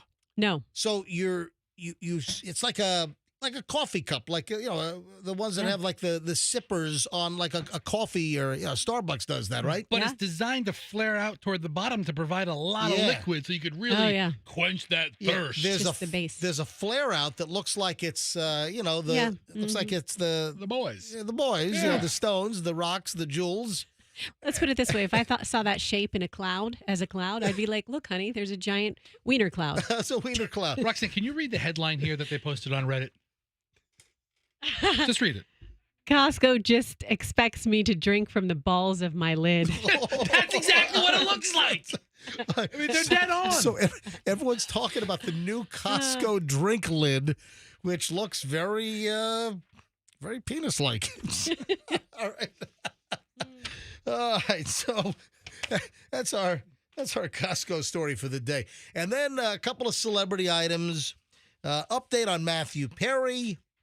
The exclusive story from the New York Post yesterday was that Matthew Perry's bedroom was a disaster after his death. That it looked like he was in the middle of a long bender. That his bedroom was a disaster. So, hey, where was this houseboy? This houseboy really sucked.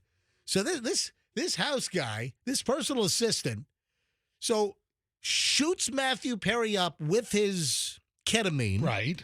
The dose that ultimately killed him, where he drowned in the hot tub adjacent to his swimming pool in L.A., and then the houseboy or the personal assistant is also letting the house become like this hoarder-looking mess. Is personal assistant also housekeeper? Probably not. I mean, you know. Yeah, but listen, doesn't the personal assistant have some kind of a duty to make sure that the house is in orderly shape? They're saying that Matthew Perry's bedroom looked like it was Bender Central in there.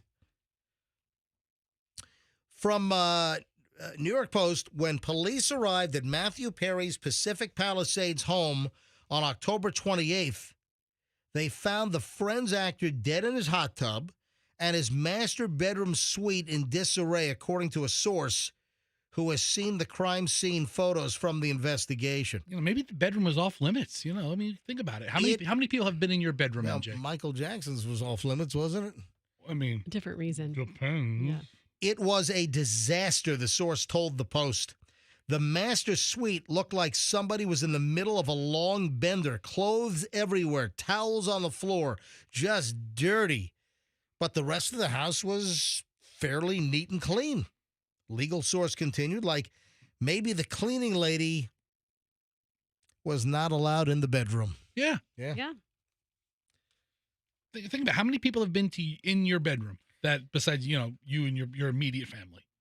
Not many. Matthew Perry, who was 54 when he died, overdosed on ketamine. You know, it's going to be a year come October 28th. Oh. Yeah, found floating face down in his hot tub. What? I feel like it was died in October, yeah. Really? Oh, yeah. It'll be 1 year in just a couple of months. 2 months. Sworn it was just months ago. No. It'll be 1 year in 2 months. It was just months ago. Yeah. Like 9. Yeah, exactly. Yeah, and of course, 5 have been arrested. You know what I haven't heard? Have there been any allegations like the personal assistant scrubbed the house and got rid of all the ketamine and the needles and everything? I'm trying to remember, did the cops find vials of ketamine? In the initial report, I feel like they weren't putting that information out there at all. I feel like it was like, nope, he's been clean. Yeah. Such a shame, right? Well, that was all friends hearsay. Or friends meaning people who knew him, not friends meaning the cast. Even the cast member said, oh, he's clean. Oh, he's not on anything. He's been happy. And, you know, none of that was true. In addition, the houseboy or the personal assistant, Iwamasa, has also been, hit with the charges of the, part of that whole distribution deal. Because, and he was shooting her up. You know, you got the ketamine queen, you got the 2 doctors, you got the drug broker, Eric Fleming. I mean, you got 5 people were charged in this, but apparently his bedroom was a mess. All right, then moving on to Ben Affleck and Jennifer Lopez, the story now is that their initial downhill spiral in their marriage happened during their honeymoon in Italy. So they had just gotten married again, and they started having serious damaging problems while they were on their flipping honeymoon. You can't have a week and a half vacation without going at each other's throat. Just get married. Yeah, page 6 again on this. The honeymoon was over just as it started. Ben Affleck and J-Lo's relationship issues began on their honeymoon in Lake Como in Italy. Source familiar with the situation told page 6. Couple's honeymoon included numerous public outings packed with PDA and shopping. If they were in Lake Como, did they stay in like a private villa, or did they stay at like the famous Villa d'Este? I wouldn't let Michelle stay there because it was too freaking expensive. Was it? Yeah, it was like the cheapest room was like $2,500 a night, and there was no way I was dropping $2,500 a night for a hotel room. They actually stayed at the La Quinta. Yeah. But Michelle wanted this really nice place on Lake Como called Villa d'Este. And $2,500 gets you a broom closet. I think it's a little bigger than that. But that was the cheapest damn room. I said, no way I'm spending that kind of money. Anyway, I guess they had problems from the onset. He was unhappy with the paparazzi following them. She's an international superstar, and he acted like it came as a surprise that they'd be followed around. Come on, Ben Affleck knows better than that. Or he doesn't. Or he's naive to it all. When they weren't in front of the cameras, they would barely speak to each other during what was supposed to be the happiest time of their life. He sold her on him being a changed man, and that lasted a very short time. Is he a miserable guy? Is Ben Affleck not a happy dude? He always has those facial expressions like he's in jail. He's like, what, 52 or something, 53? Yeah, sounds about right. I told you a friend of mine used to be really, or I don't know if he is still good friends with Matt and Ben in particular. He used to work with them. And he always told me there was such a huge difference between the two Jens. Right. And the difference was their intelligence, like Jen Garner. Oh, that's right. Jennifer Garner versus Jennifer Lopez. Yes, incredible. So he was with J-Lo first. My friend knew him when he was with J-Lo the first go-round. All right, so wait a minute. Yes. Your friend is saying that Jennifer Garner, smart as a whip? Yes, and very much so. That J-Lo's as dumb as a box of rocks? I mean, he didn't use those terms exactly, and I would have to say, hey, well, whatever J-Lo is, she's $300 million richer than the other Garner, right? Hey, so she's doing something right. What's in your wallet? I don't know. I don't know. Ask J-Lo. Yeah, J-Lo's like, I don't need credit cards. Yeah. That's what's in my wallet. And I don't need intelligence. I don't need quick comebacks. Hey, Jennifer Garner, why don't you ask J-Lo what's in her wallet? She might have an IQ, 100 points less than you. However, she's got a wallet a little larger. So it all evens out, right? No, but also with Ben Affleck, he had his substance abuse issues and the alcohol problems and in and out of rehab. But he just doesn't seem like a happy guy, which I feel bad for the guy because I find Ben Affleck likable. I like Ben Affleck. Ben, if you need someone to talk to, I'm here for you, buddy. Yeah, you want to have a little sit down with Ben? Ben, I'm here for you, man. Whatever you need, winter, spring, summer, or fall, all you need to do is call, and I'll be there. That'd make a good song. Yeah, something like winter, spring, summer, or fall. Yeah. All you need to do is call, and I'll be there. Higher, like be there. You have to get the be there. That could be something. We should be writing this down. Yeah, let's work on write that down. Let's work on the rest of those lyrics. Winter, spring, fall, and summer. I got it wrong. Damn it. All right. We'll work on it. That's about it. That's a pretty packed show here on a Thursday. All right, we're done. Folks, if you need to get a hold of me, my private email is mj@mjmorningshow.com. That's mj@mjmorningshow.com. Hot gossip. You got some, show prep. You got something I need to know. I want to say hello. You want to, comment on the show. I'm mj@mjmorningshow.com. And my DMs are always open on my Instagram at certified MJ Radio. That's certified MJ Radio. Oh, I didn't even talk about my latest couch dumping video. Somebody dumped a freaking couch as you enter, sort of the back of my neighborhood. Yeah, not in front of a house, on the side of like an area where some mangroves are. Someone just dumped a gray sofa on the. Did you see the video? I haven't, but I love couch dumping stories. Yeah, so go look at the couch dumping video. And I pulled the car over. I shot a video. I'm like, what the hell is this? I got more couch dumping here. All right, videos on my Instagram, Certified MJ Radio. That's Certified MJ Radio. Folks, have a fantastic Thursday. Hopefully the traffic gets better. Drive safely. It's going to be wet and miserable. We got a lot of rain coming up, actually, I think for the next week or so. So be prepared. We'll see you back here tomorrow. MJ Morning Show on Q105. Gino's got the inflation smasher coming up again after 3 o'clock here on Q105. And do me a favor. I mean, really today, really seriously. Folks, come on. Let's be careful out there.